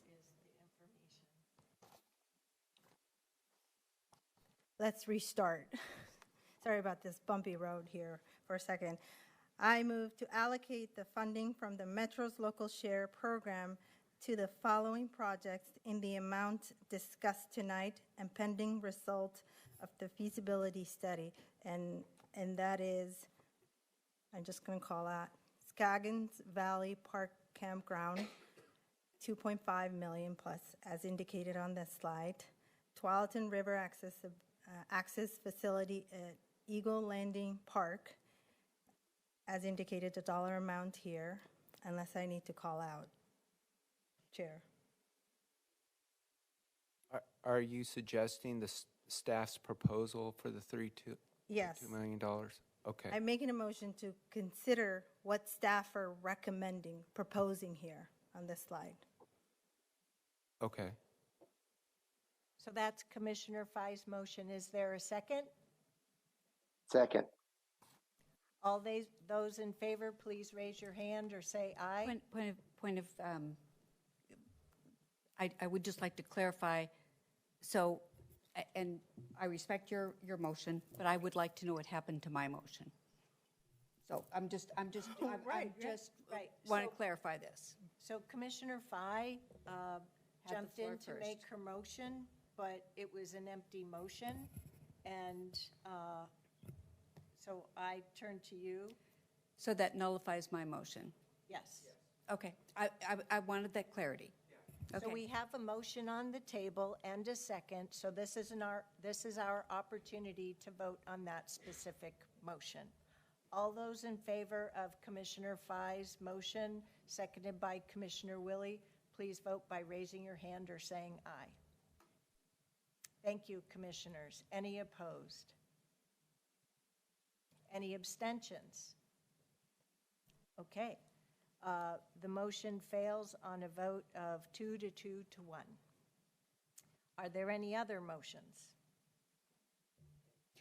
I'd like to restate my motion to move forward with the allocation of Metro funds in the amount of $1 million to the Cooper Mountain project with the adjustment at staff's recommendation for both Scoggins Valley Park Campground and the Tualatin River Access Facility at Eagle Landing Park to allow for that reallocation.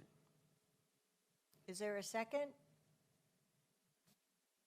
I'm able to second that motion. May I ask for clarification? Yes. So Commissioner Teresa's only identified that $1 million should go to the Tualatin Hills Parks and Recreation, and to be a reallocation of the rest. How's that reallocation work? What I identified, Commissioner Willie, was that it would be at staff's recommendation how the reallocation would apply. So basically, we're saying to the staff to reallocate the $2.2 million without telling them what the priorities of this board would be between those two projects. Or are we saying, let's allocate the rest of the money to those projects on a pro rata basis and hope you can find the $850,000 shortfall? Is that what you're suggesting? In my motion, I said that it would be at staff's recommendation. I'm just clarifying, Commissioner Willie, what I said. You offer, if you want to offer that up as an amendment. I'm not prepared right now to say where I think that allocation should be, but realizing that both of those projects, from my standpoint, are a priority project. And I'm not willing to, at this point, ask the staff or put them in that position to make a decision between which one of these two projects should be done, because one of them has an obligation to the federal government. Yes. So I'm not, I don't want to put the staff in that position, but that's what we're doing with this motion. So if I could take a turn at this, what Commissioner Teresa's motion allows for is for staff to have the opportunity to come back, You are correct, Commissioner Willie, that in order for us to do a timely match to the Bureau of Reclamation grant that staff has obligated us to, if we wanted to provide that local match today, we would need to allocate the $2,520,215 to the Scoggins Valley Park. That would satisfy the local match, and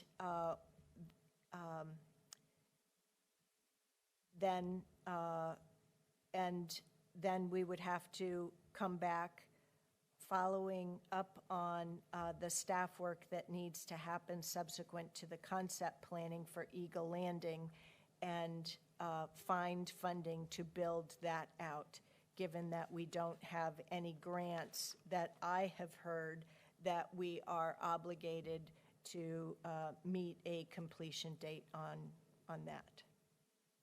Well, I would agree with that, with the exception of The you only have $300,000 difference. yes, Yes. yeah, you only have 2.2 million for a $2.5 million project. So Yes, once I again, agree. This is why I was hoping we would be having this conversation at work session, but we're not. We're doing it on camera during the business meeting. So I'm just trying to navigate through that. Commissioner Rogers, go ahead. Commissioner Rogers, go ahead. Thank you.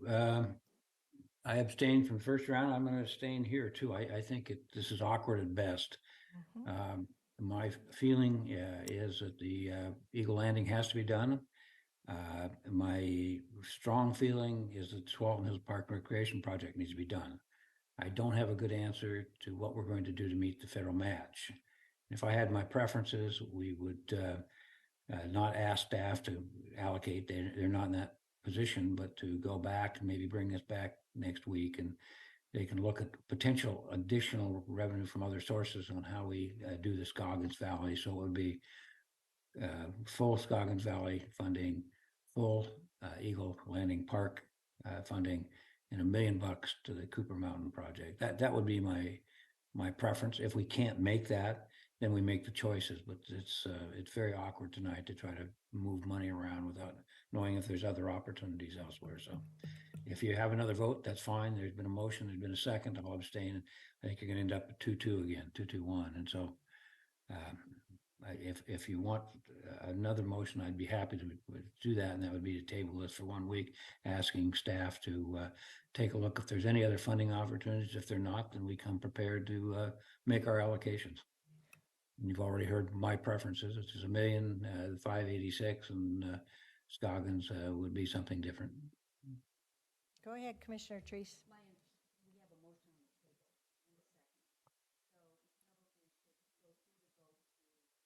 No, you can always table it. You can table, withdraw And the replace motion. it with direction to staff to come back with opportunity for us to discuss this at a work session. Okay, I'd like to make one other public comment here. Yep. And that is that I have spent a lot of time on this Cooper Mountain project with members of the THPRD board, staff, and otherwise. And so this is not something I come lightly to this with, but I do feel that this is an unbelievable opportunity, and I'll say that one more time. I'm willing to table my motion. Chair, I can barely hear Commissioner Treese. I don't know if she's away from her microphone. That's because I didn't have my microphone on. I apologize. Oh, So sorry. I'm very sorry. Do you want me to repeat what I had said earlier? No, I think I heard everything except No, Commissioner Rogers didn't last hear it, part. Commissioner Willie. Okay. Okay, sorry. First of all, I want to reiterate the fact that I have been involved with the THPRD staff, the board, have gone on multiple tours at Cooper Mountain, and I believe strongly in this project. I just want to get that on the record. From my perspective, it's an extremely unique opportunity. That said, given the information from Commissioner Rogers, I'm willing to table my motion and come back to it at a later date.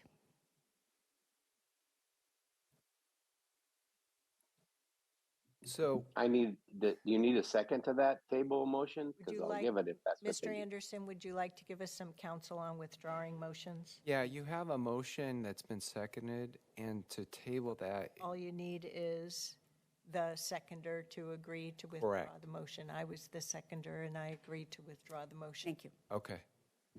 Okay. I believe the board has asked multiple questions tonight and would like to see this conversation come back to us at a work session opportunity. I've not heard any date by which we have to have any direction, so I think we just need to try and program it into our work session availability between now and the end of the year, unless I hear otherwise. Madam Chair, I would hope that there would be some urgency based upon, I think, some needs on the property transaction. So I would hope that we could do this within a week or two. And I mean, I'm ready to make, the allocation we have to after we get the information. I don't think it's going to take that long. So with the board's indulgence, I think in a couple of weeks, we ought to be able to, and even a week, if there's some other funds, fine. If there's not, they'll tell us that and away we'll go. That would be my preference. We'll sync up with our colleagues at THPRD as well with regard to the timing of their project and look at our already committed work session schedules and see how we can accommodate it. Great. Okay, so that we have all 5 of us present. Okay? Because we tried to make the most of the fact that we only had 3 before. Okay, thank you very much. Thank you, Next, Commissioners. we'll move on to our second action item, and this one is to amend our administrative manual regarding the Watermaster's office. So I'd like to, sorry, I misplaced that worksheet. There it is. Oh, there it isn't. Oh, great. Thank you, Ms. Angie.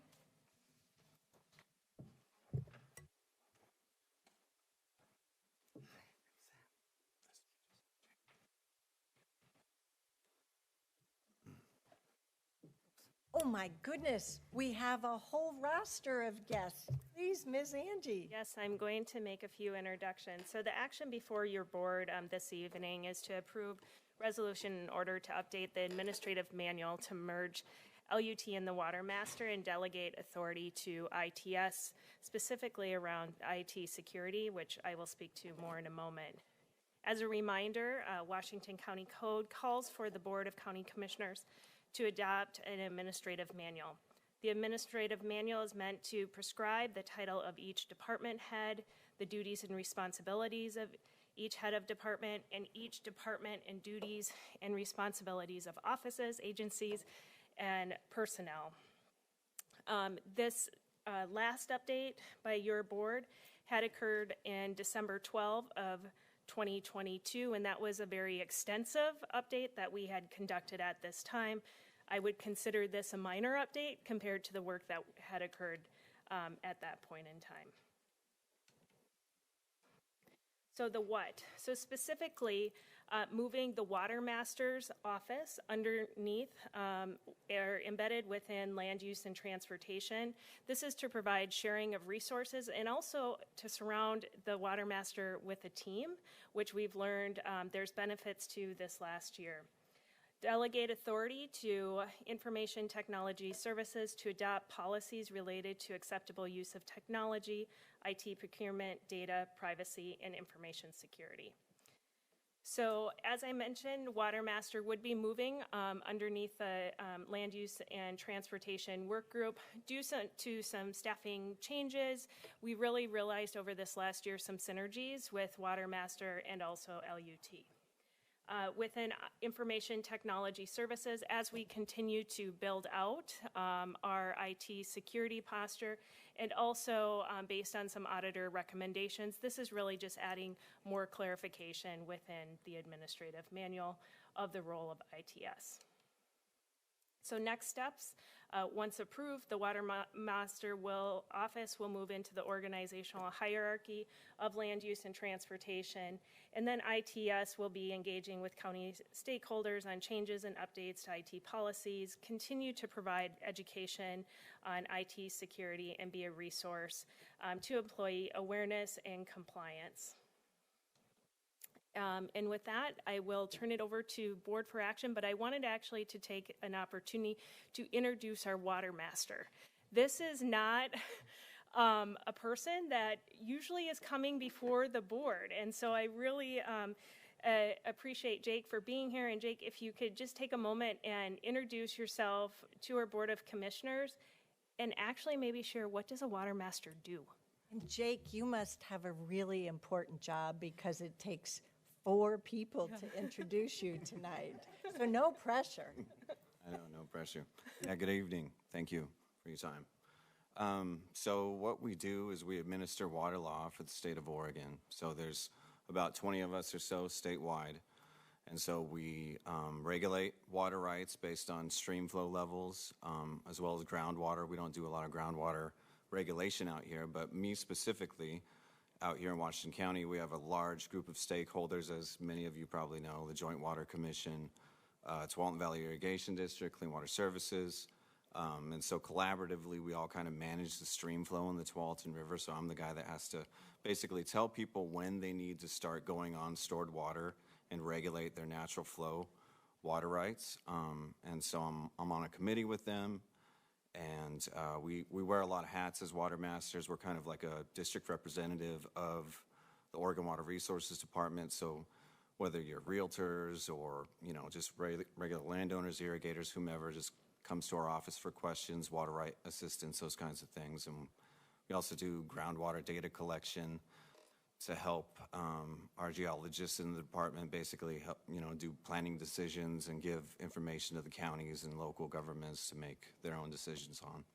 So it's kind of a summary, I guess. If you don't mind my asking, beyond what you do as the Watermaster, how does one become the Watermaster? Yeah, I know. It's a title that gives us all kinds of phone calls, believe me. Everything water related.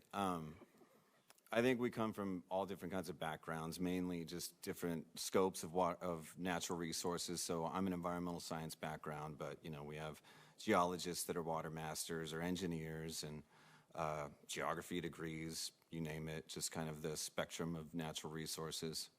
I kind of just fell into it. I started out in watershed restoration work and applied for an assistant position and got it. I had never heard of one, and I really love it. You know, there's a lot of different things that we do. So, yeah, it's fun. It's a very, you know, field, half office kind of lifestyle, work life. So, yeah, it fits me well. So. Well, thank you. We've had the opportunity here as the Board of Directors of Clean Water Services to learn how wicked cool water is. All aspects of water.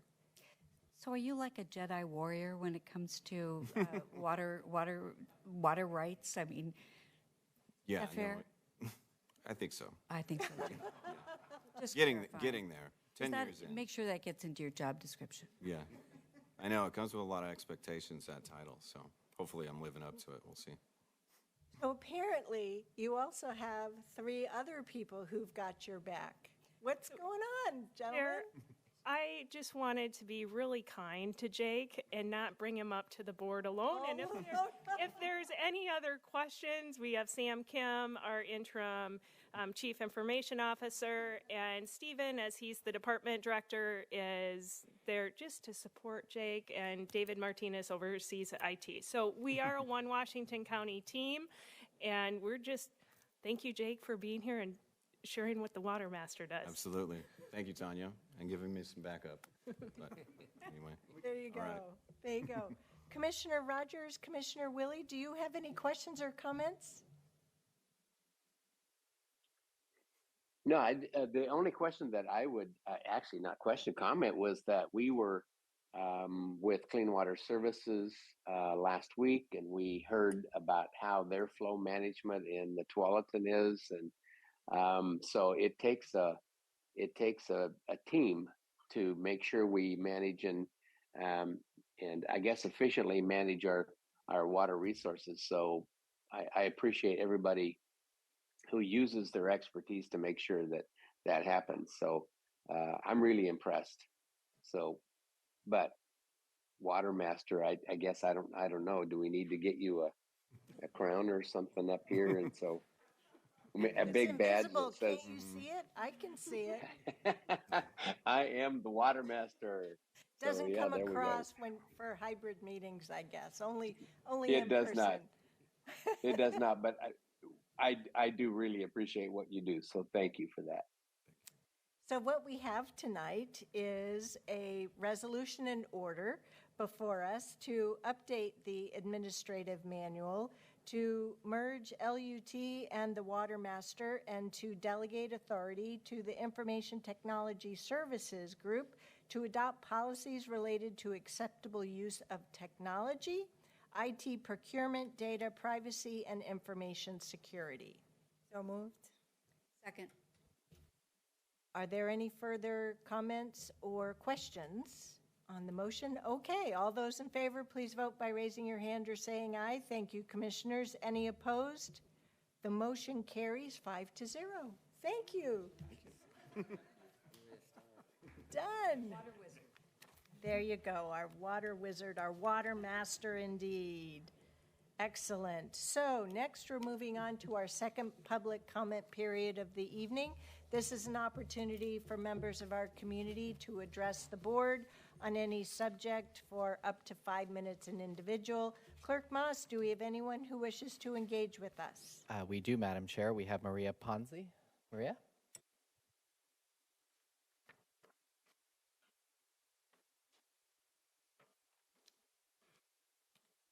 Good evening. I will be brief.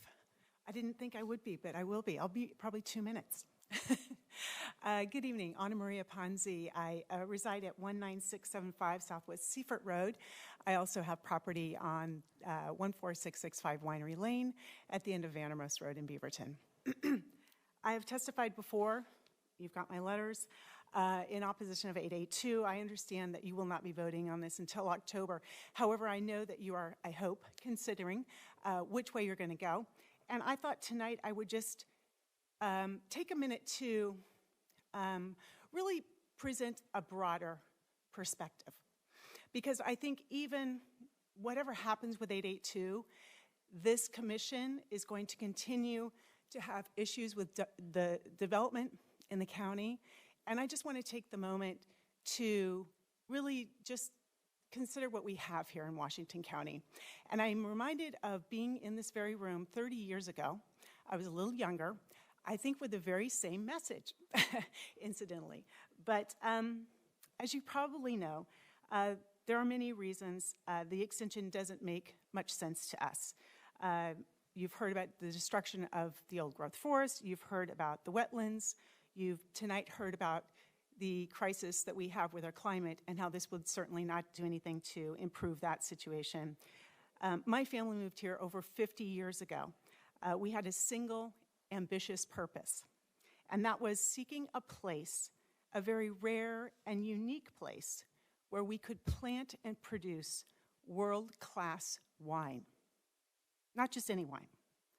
The Pinot Noir grape, like many other crops that we grow in the Willamette Valley, hazelnuts, certain berries, they can only thrive in very few places around the world. The world. Everything has to be just right. Washington County happens to be that home, that rare place, where ideal climate and soils come together. We're fortunate to live here, and you have a great privilege of being its guardian. For decades, as I said, I've been asking county leadership to recognize the tremendous value of its farmland and the possibilities that it has. We need to make agriculture a priority over tech, over development. While these may provide jobs, money, homes, I understand, but they also can be built in many other places in our state and, frankly, in our nation. We don't have to continue on the same path. We do not have to be pressured by developers or by less than responsible planning. We can take another direction, but it requires vision, intentionality, thought, creativity, collaboration, all of these things that have enabled great and positive change to happen in Oregon. My family's vision was accomplished. Oregon's wine region is now world-renowned. It's revered globally. Protecting our farmlands with Senate Bill 100 50 years ago was invaluable to permitting the wine industry to grow and to succeed. Beyond wine, the industry has attracted the craft brewing industry, the culinary scene to the state, and the wine industry itself now contributes nearly $8 billion to our state's economy. It attracts 3 million visitors to our state annually. It employs over 50,000 individuals. I understand, maybe still not enough when it comes to tech companies, but we did not have to destroy our natural resources to do it.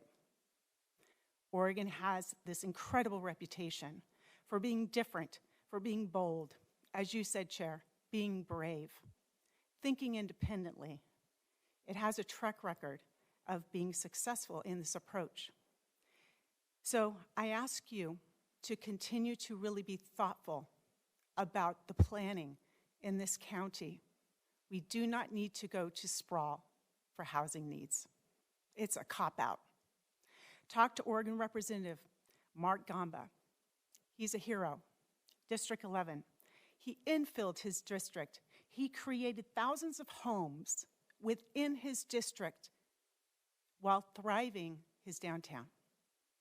It can happen. It's possible to do great things. So again, I just leave you with that this evening. I thank you so much for your continued support. And thank you so much for your leadership. When I was here 30 years ago, I was looking at men. And I see you in the video. But it's wonderful to be here this evening. Thank you so much for your leadership and for your community service. Thank you. Clerk Moss, do we have anyone else? We had no one else sign up in the room. Would any members still online via Zoom like to provide public comment on any county-related topic for up to 5 minutes? Give you just a moment to utilize the raise hand function. Not seeing any additional hands, Madam Chair. Okay, thank you. Onward to board announcements. So that means I kick things off with announcing our future meetings. Next Tuesday, October 3rd, we have our work session at 9 a.m. Then we'll pause that with our board meeting at 10 and reconvene our work session, usually time certain at 1 p.m. after the lunch break. On Wednesday, October 4th, we are being convened as the Association of Oregon Counties District 8, which includes commissioners from Washington County, Multnomah County, and Clackamas County. We're meeting starting at 10 a.m. Check out the county calendar for logistics. Thursday, October 5th, we have our Board of Commissioners Roundtable right here at PSB starting at 9. On Tuesday, October 10th, we have a work session starting at 9 a.m. It's only a work session that day. On Wednesday, October 11th, we have a Clean Water Services Board of Director training session starting at 9. We have a similar scheme topic, different topics on Friday, October 13th. Friday at 9. Oh boy, Friday, October 13th this month.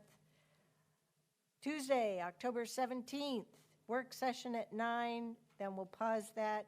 Board meeting at 10, then reconvene the work session later in the day. Tuesday, October 14th, work session at 2, board meeting at 6 p.m. Myself and Commissioner Rogers, who is our vice chair this year, will each be absent. So who's the previous vice chair?